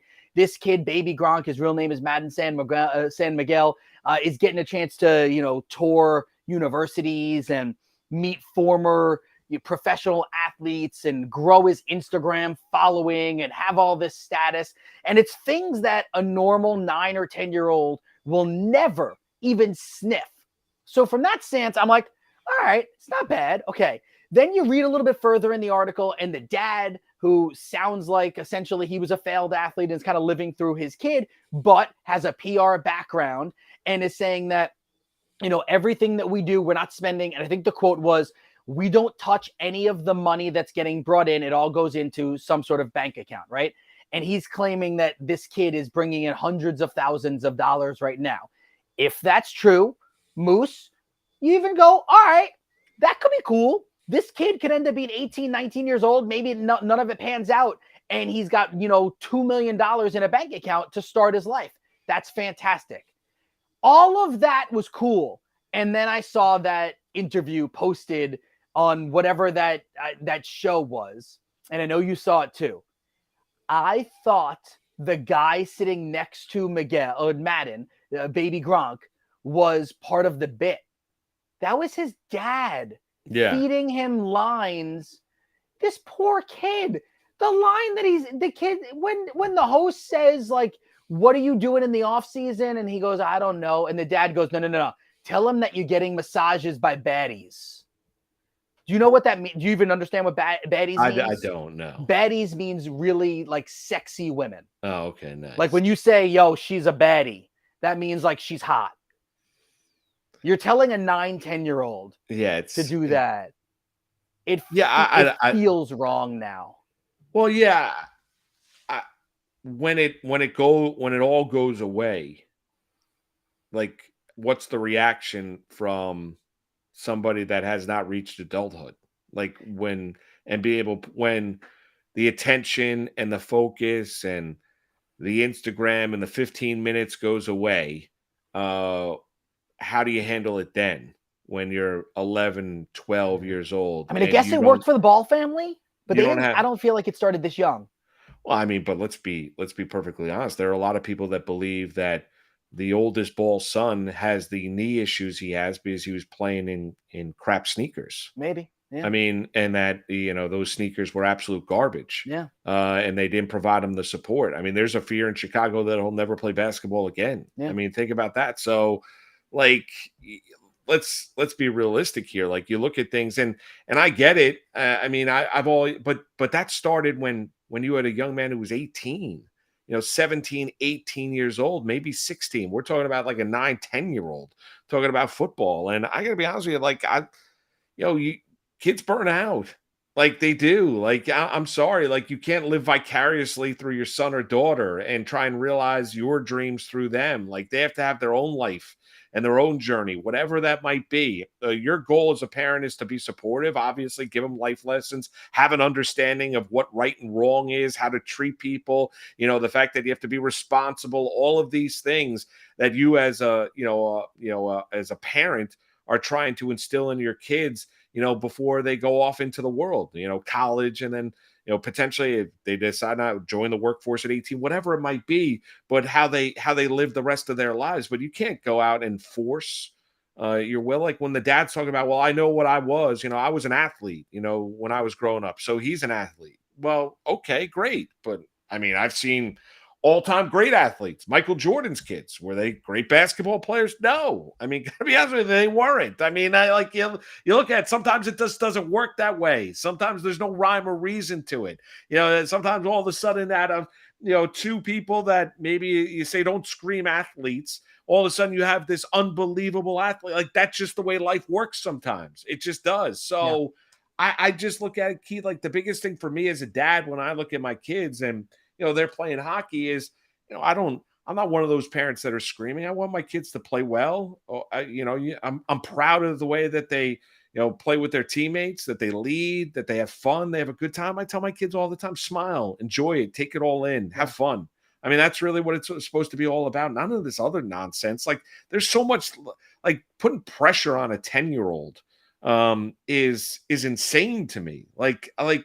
No, like, let them enjoy being a kid because they only have one go around to this. Like, you can't go back at 20 and relive when you're 10 or 11. Like you just can't. Like you only have one go around with this. Let them enjoy being a 9, 10, 11-year-old, whatever it might be, without having pressure of the world. And let me ask you this, like I mentioned before, what happens? What's left when it goes away? What's left when it goes away? Like, how do you handle, like, you're going to have a lot of money. I get it. And that's great, but hopefully they're responsible with that money, because odds are baby Gronk's not going to be a great football player. Yeah, and I think the dad probably, and I haven't heard if the mom is a part of this or not. It's really the father that seems to be pushing this. I think the dad's thinking from a marketing standpoint, let's market. We're going to make our kid famous. And if the football thing, and he even said there, in the Athletic article, there was a line there, like he could get, baby Gronk could get an injury and this could all go away. And I'm preparing him for that too. If the kid is prepared for that and is famous and goes into other aspects, like maybe he's thinking we live in a social media world where my kid can now just become an influencer down the road. I don't know. But that interview really bothered me. The dad feeding him lines, like the kid looked so uncomfortable in the interview. He did look, and I'm trying to not judge, because I definitely think that judging other parents is wrong. And you're not supposed to do that, because everyone parents differently and everyone's child is different. Like no one really knows the answer. I say this all the time to young parents, like when they have their kids. And I come back to this again. Jimmy Cavallo, who I think you know Jimmy Cavallo. Jimmy Cavallo, I used to work with at MSG back in the day when we used to cover high school stuff. When we were pregnant, and I was at a high school lacrosse event or something like that. Jimmy's got 3 daughters. And he said to me, he's like, you nervous? And I was like, yeah, of course I'm nervous, And he's like, do you want some advice? And I said, I would love some advice. He goes, kids are like a science project. You're going to try some things. Ultimately, it's all going to work out. Just don't drop them on their head. And I it was like a little chuckle, but it's true, right? Like none of us have any idea what we're doing as a parent. All we see what our parents did. We take a little bit of that. We also probably see some things maybe that could have been done better or not done. And we try that. We see what our friends' parents did. We try that. Like there's little odds and ends. So I'm trying to not judge. But Ernie just put it there. Is it much different than a child actor? No, it's not. And I actually tweeted that. It's not much different than a child actor. It's just that interview felt uncomfortable. Yeah, dirty. Yeah, dirty. Thank you. Yes, yeah, it did. I mean, dirty. That's how it felt. We'll see exactly how this all ends up. I mean, I just hope the kid's able to be. Thanks, Wally. That's it. The chat. You turned out all right. Yeah, you were a child star. No, I was a 20-something-year-old star. It's over there. But you worked it in. You got it in. Yeah. You're balanced. I believe so. You got a right perspective in life. I think so. Yeah, that's it. It all works. In the end, it's right. It all works out. It all works out. We'll come back. Dave Sharapan. We're going to head out to Vegas. Check in with Dave. Get his thoughts on the Vegas Golden Knights, some other things as well. It's Moose and Keith with you on this Thursday right here, Better Sports Network. Patrick Kane, the longtime Chicago Blackhawk, who was traded from Chicago to the New York Rangers this year, set up for free agency. But news came yesterday that he has now had hip surgery at the age of 34, and he is going to be out for 4 to 6 months. Now, Kane is probably going to Toronto as a Hall of Famer. Not to Toronto as a Maple Leaf, but, he's going to be a Hall of Famer. He's got 3 Stanley Cup rings. He's one of the all-time greats in Chicago Blackhawk history. I was shocked when I looked at the free agency rankings this year going into the offseason, and Patrick Kane I saw a couple places where he was the number 1 free agent. I saw a few more where he was number 3 or number 4 or 5. I couldn't wrap my head around that. I am surprised, and maybe it speaks more to the available free agents, and I think that is part of the case. I mean, you've got, I guess, Bergeron's out there, Tarasenko, Ryan O'Reilly.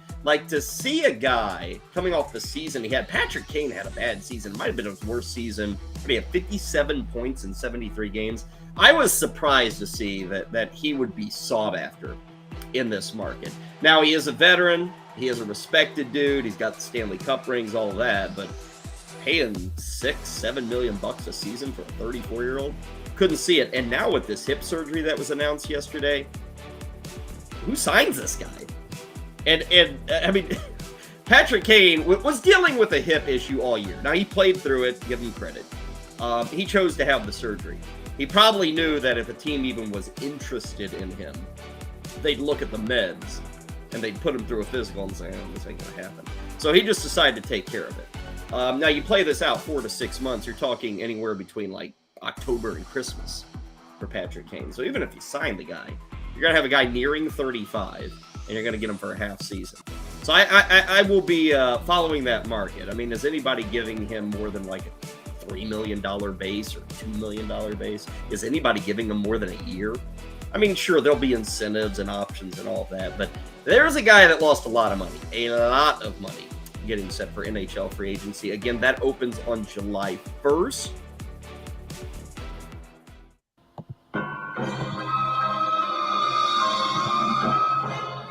Now it's time for Floyd Mayweather's uncle, Dave Sharapan.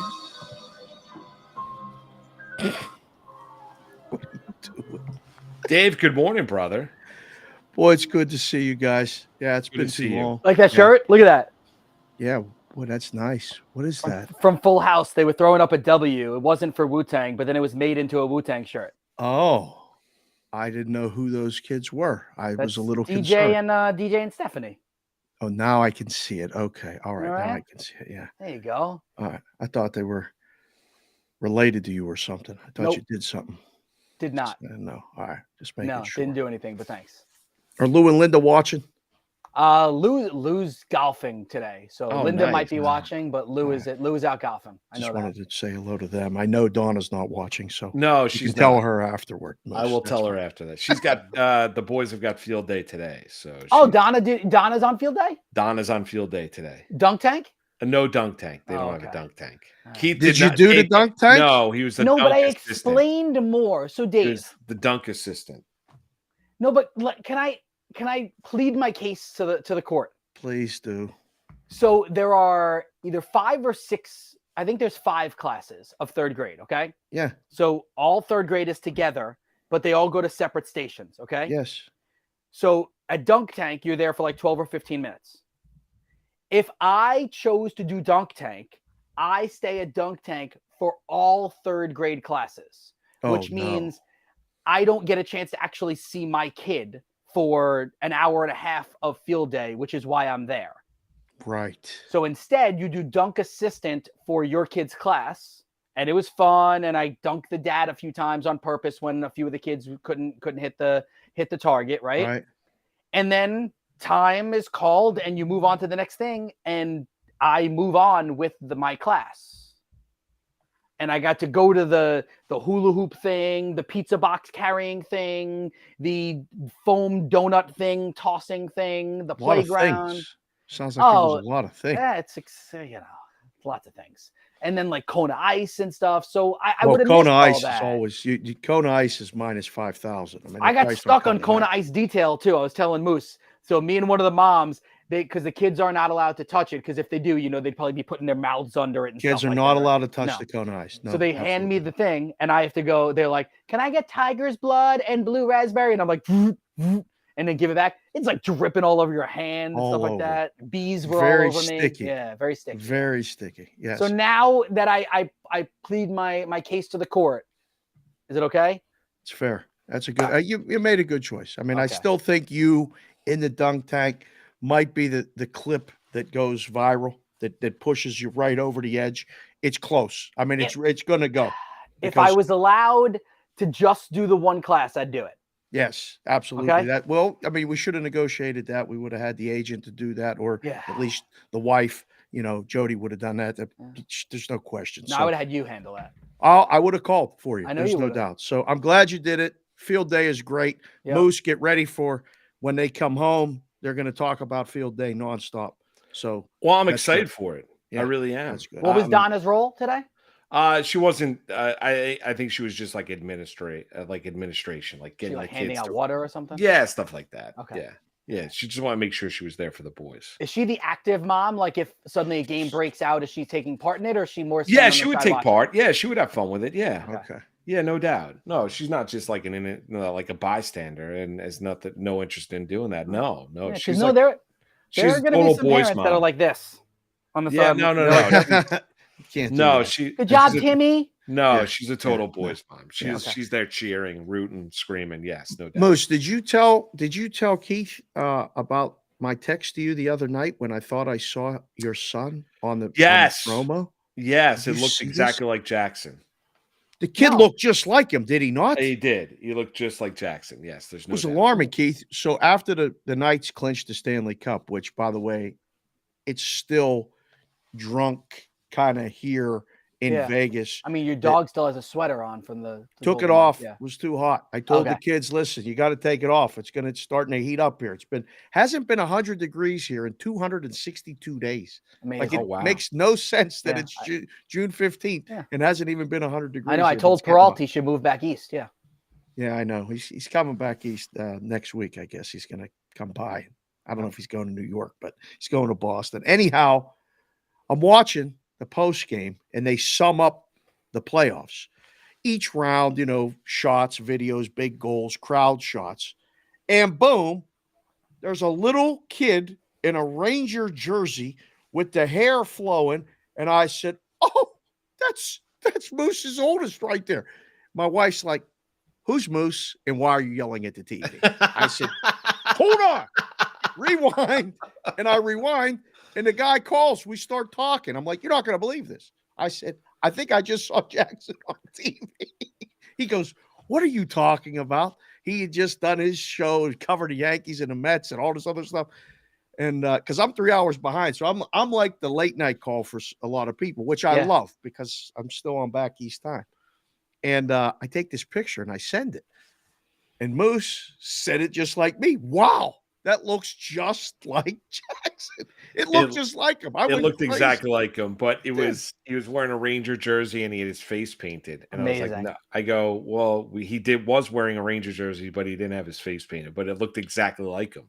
That was great. It was like a doppelganger. I couldn't believe it. I was like, oh my God, it looks exactly like him. Did you guys enjoy the Stanley Cup Finals at all?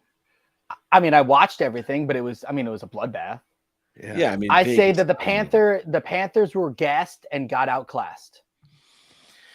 I mean, that's the result, but two of the games were close, like to the point where it was one goal away from being 2-2 coming back, and it was 3-1. Game 5 clincher blowout, harking me back to 1991 when the Penguins beat the North Stars 8-0 in Game 6 on the road and won their first Stanley Cup. The celebration started after the second period. It was all, everybody was like, we were texting and what are you doing? And I had a major debate in the house that you guys will have when the kids get older. The teenagers wanted to go down to the Toshiba Plaza and watch the game outside with the crowd. Mm-hmm. I said, listen, it's we're not in Pittsburgh. We're not in places like that. That's the Las Vegas Strip and your teenage girls. I don't think it's a good idea, but we want to see them win the Stanley Cup. You said you think they're going to win. We want to be there. Did I do the wrong thing? Because I said it to the wife. I don't approve of them going down there. She agreed. We had World War III in the house. Well, if she agreed, then you did not do the wrong thing. I know, but you're cool Uncle Mark and cool Uncle Keith in New York. You wouldn't have signed off on the teenagers going down. Well, 19 and 8. Would you have gone with them? No. They wanted to go. I would have said, I'll go with you. If you guys want to go, I'll go with you. I offered that as a peace offering. That was the only way that and they this told happened. me Stugatz. They said, no, you're not coming with us. And then I would have said Stugatz to you. That's what I did. Yeah, I think you handled it very well. Okay. Yeah, no, I think that's I mean, when's the parade is Saturday? So that should be something. This is so what Vegas does, right? Where's the parade going to be?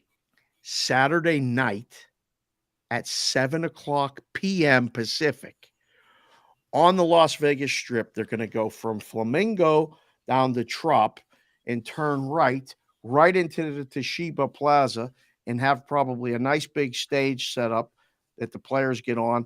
Dude, Show that's going to everybody be the cup. great. Where are you setting up? Where are the Sharapans setting up? I don't know yet, Moose, because there's a lot of construction. There's going to be a lot of traffic. There's going to be a lot of issues getting in and out of there on a Saturday night. Can we have done it at 11 o'clock or something like that? When do you do parades? You don't do parades at night. They're always during Yeah, the but day. it's always. but it's too But it's hot in Vegas. Vegas. You're in the desert. It's not that hot. It's not. It's just not going to be the family-friendly parade. Saturday night on the Strip. Are you guys aware of what goes on Saturday night on the Strip? I can imagine. Yeah, so can I. I have 3 So teenagers. so do you think this is the kind of thing is this another thing you don't take the girls? No, to? so part of the compromise of them not going to partake in all the celebration of clinching the Stanley Cup in Game 5 was, I will take you to the parade, not knowing that the parade would be Saturday night on the Strip. Will all 3 girls want to go, and will Jess want to go? Well, as the girls were with their friends last night, and Jess and I were contemplating our lives at the table and what we're going to do on Saturday night, she said, do you have somewhere to park? Are you going to be able to get us in and out of there Saturday night, or is this going to be like an all-day thing? And it's going to be crazy, isn't it? Because everybody's going to partake This is the in all first the Vegas championship activity. in Vegas history Ever. Well, The you Las gotta- Vegas Aces would have something to say about that. I understand that. Of the four major sports, Yes. right? So now we were discussing all of that as the grown-ups and all of this going, what are we going to do? If the kids want to go, we'll probably go. But I'm going to have to see a guy about a thing. I'm going to have to get either a high balcony view, some parking spot that's, we can see everything without being in that. I mean, like you guys have lived in New York your whole lives. Have you gone to New Year's Eve down at Times Square? Or Sort of. What does that mean? Yes or no? No, I've not. No, I would never so I've do that. sort of done it because I would never. year 1 of Tops and year 7 of Tops, we had the show on New Year's Day. So they put us up in a hotel the night before so we wouldn't have to deal with anything. So both times, yes, I brought Jody and the boys. And both times we walked as close to all the hubbub that we could get to without having to stand in lines and stuff like that. So we did get a feel for it. And then we walked away, got ourselves dinner, dessert, and stayed in the hotel. And Moose, you've never done it? I would never do it. No, you would never do it. No interest. No, I have no interest in wearing a man's diaper. And yeah, Moose hasn't peed on himself since he was 4. Yeah, like so, I have no interest. Wait, you have to wear a man's Well, you have diaper? to sit there. You have to stand there. If it's conceivably, it could be raining, could be freezing cold. Can't give up your spot. Can't give up your spot, then you lose your spot. And there are places there that won't let you use your bathroom. I would imagine the Porto Johns have got to be disgusting. Yep. And you have to then what do you do? So I'm going to stand there all night to watch a ball drop, and no, I don't. This is a real thing. People, guys, Yes. wear men's diapers. Yeah. Go. And there's other things too. Like a lot of times I've seen where if it's like a group of girls together, they'll bring some sort of blanket with them. And this is disgusting. All right. I'm just gonna let you know.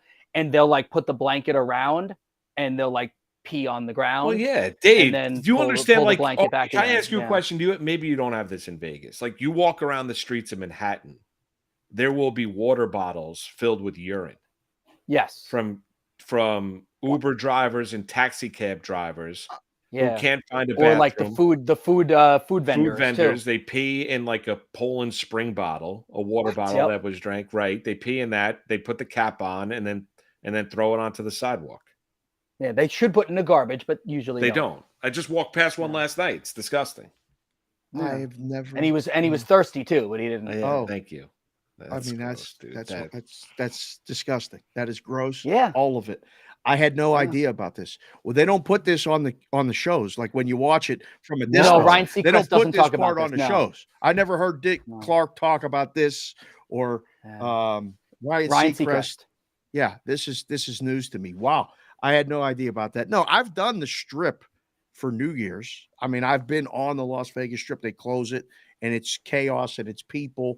I proposed to my wife on the corner of Tropicana and Las Vegas Boulevard on New Year's Eve. That's what I did. And now they're going to build a ballpark there. Apparently, we're going to have baseball in Las Vegas. Not. Or with everything going on. Yeah. maybe no, Yeah. I don't know, but I didn't know about this. This is Yeah. wow. Yeah. Are you guys coming to Vegas? I mean, have you guys figured out a time to either just come and sign up for the contest and then Can we? you All know, right. Can just we do talk this? about the proxy Yes. service? Yeah. Let's go. Talk about the Yeah, proxy let's do it. service. So, I mean, basically what we're doing It's you and is Peralt. me and Peralt, and we figured this out where the contests are blowing up. They have been for years in our myopic world here. You don't have to live here to participate in the contest, but somebody has to be here to put your picks in for the contest.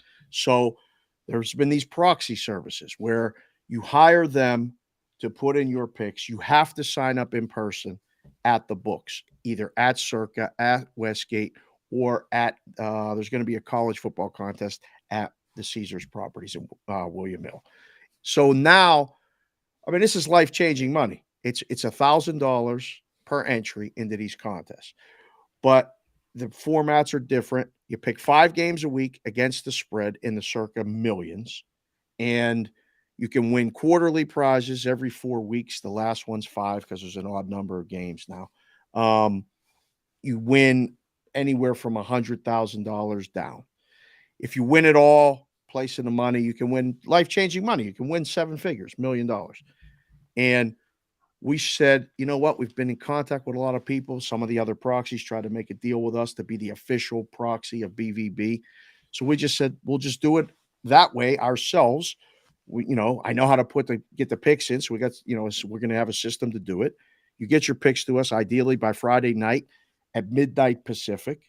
You can do it on Saturday morning, but we got to get the picks in, different deadlines for different contests. We put the picks in. The other one is a survivor. It's $1,000 an entry. You can get up to 10 entries in the Circa Survivor contest. Winner take all. Last year, 2 people got all the way to the end and split $6 million. They each won $3 million. So that's what we're doing. It's at Brigade Proxy on Twitter. I don't remember the phone number. We just did it. There's an email, brigadeproxy@gmail.com. So, Dave, do I have to go emails. out to Vegas, but can't you sign up for an entry for you, me, and Keith? Well, if we were to do it like that, we Yes. could do that. I Okay. talked to you the other night about doing one. If you guys wanted to do one for the Moose and Keith show, where you guys hammer out what you're going to pick every That would be week, great. and your Friday content is done. Because you talk about the NFL card.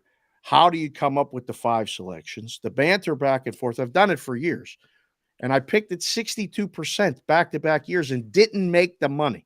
So you have to temper expectations. It's very hard, but the Survivor is fantastic. If you Well, get Dave, into what do you think? October, Like, where do you think the okay? So if you're doing football picks and you're doing 5 picks a week, like Mhm. where, like guys that get men and women that are winning these contests are cashing in, or is it just luck?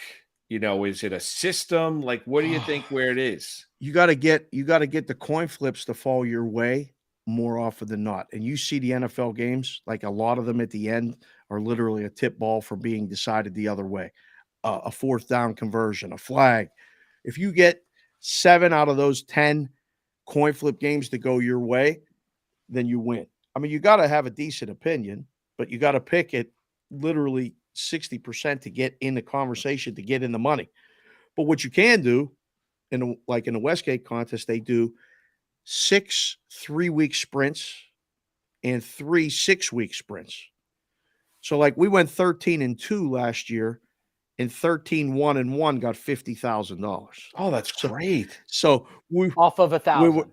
yeah, $1,000 entry. So that was every 3 weeks. If you get hot you go 14-1, which is 4-1, 4-1, 5-0. Now, boom, that's 13-2. You're at least in the conversation, and you can push, and that's a half a point. But it's so much fun, and it keeps you involved in the NFL season without being overly involved. You see the standings every week. It's an excuse to, email me or text me, and I'll make sure your picks are in. And, I'm telling people that are, we're talking. If you come out, Moose, or obviously if you come out, Keith, I mean, I will personally pick you up at the airport and drive you to the place. I'll put your bags in the car. You'll get the whole service. You know what I'm saying? We'll sign up for the contest, and then we'll go to lunch at one of my favorite places, and I'll pick up the check. Not everybody gets that, okay? But you know, I think it's a fun way for me to meet. I mean, we signed up a guy the other day. He's this, you know, doctor in LA.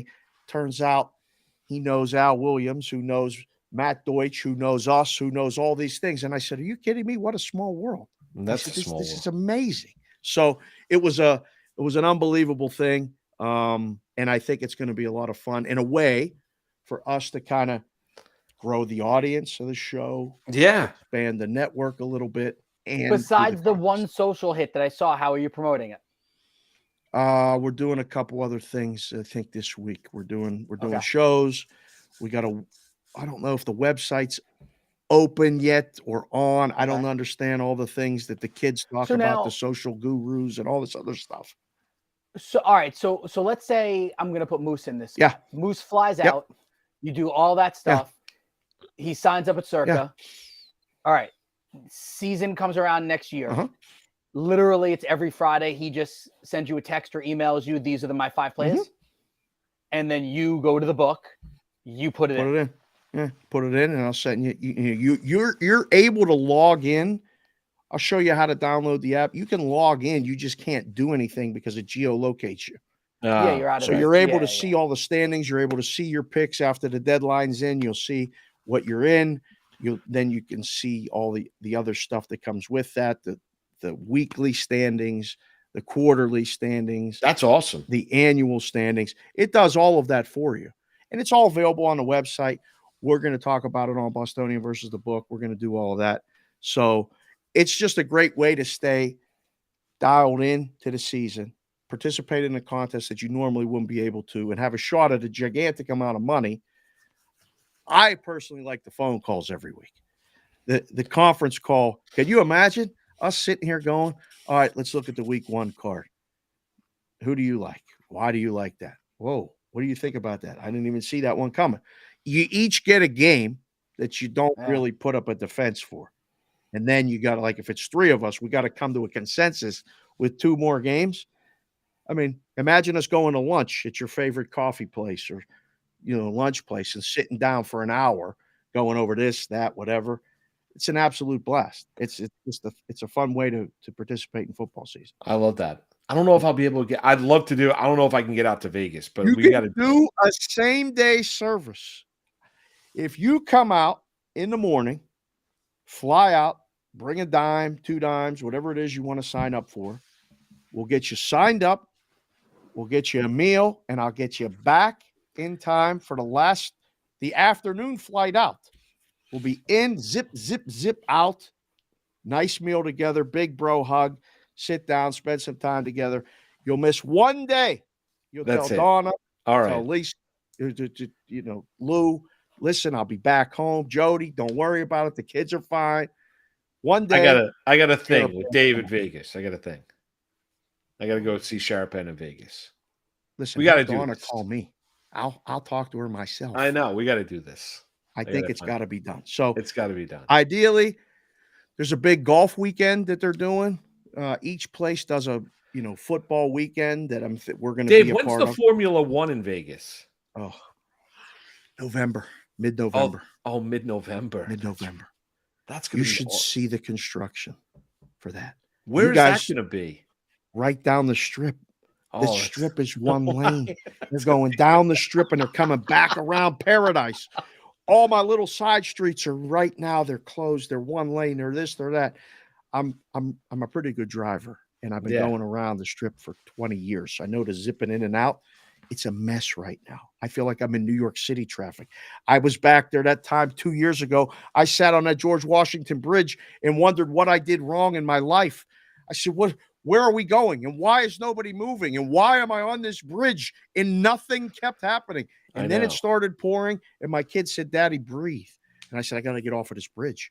I got to get out of here. I don't know what to do. I fight that every day. Keith understands. It's a disaster. I don't know how you guys do that. There's nothing worse than when you pass by construction and you see the guys and they're doing nothing. It's the best, isn't it? You know they're It's probably just busy on the phone. Yeah, they're just like they're playing on their phone. They're having a cup of coffee. They're You're eating probably breakfast. listening to shows like this. Yeah, they're shut. It's you I have to hope. understand like what they're doing in the Major Deegan right around Yankee Stadium. It's like they're testing bombs. Speaking of bombs, the Yankees are rolling, boys. They're 39-30. How did I that know. happen? They're The 39. Yankees are back. We have about like 2 minutes left Yes. here, Dave. What happened? How did you cash out with Stanley? I'm going today to pick it up. I'm just gonna go cash that one ticket out. I'm gonna give the kids each a C note. I don't know what I'm gonna give Jessica and say, all right, enjoy, and then put the rest back in the pocket and try to figure out what we're doing for Father's Day, boys. I Good wanted for to you. wish you both a happy Father's Day. Happy Father's Happy Day. Father's Day to Did you, you play anything individually, or you just let that ticket ride? No. I had multiple tickets. I Oh, mean, you gotcha. saw the Okay. numbers. Yeah, I yeah, probably it's- made I think I made 8 total on the Oh, whole, that's great. the whole Good for deal. you. So I made, but I don't know. I don't know what we're doing with it.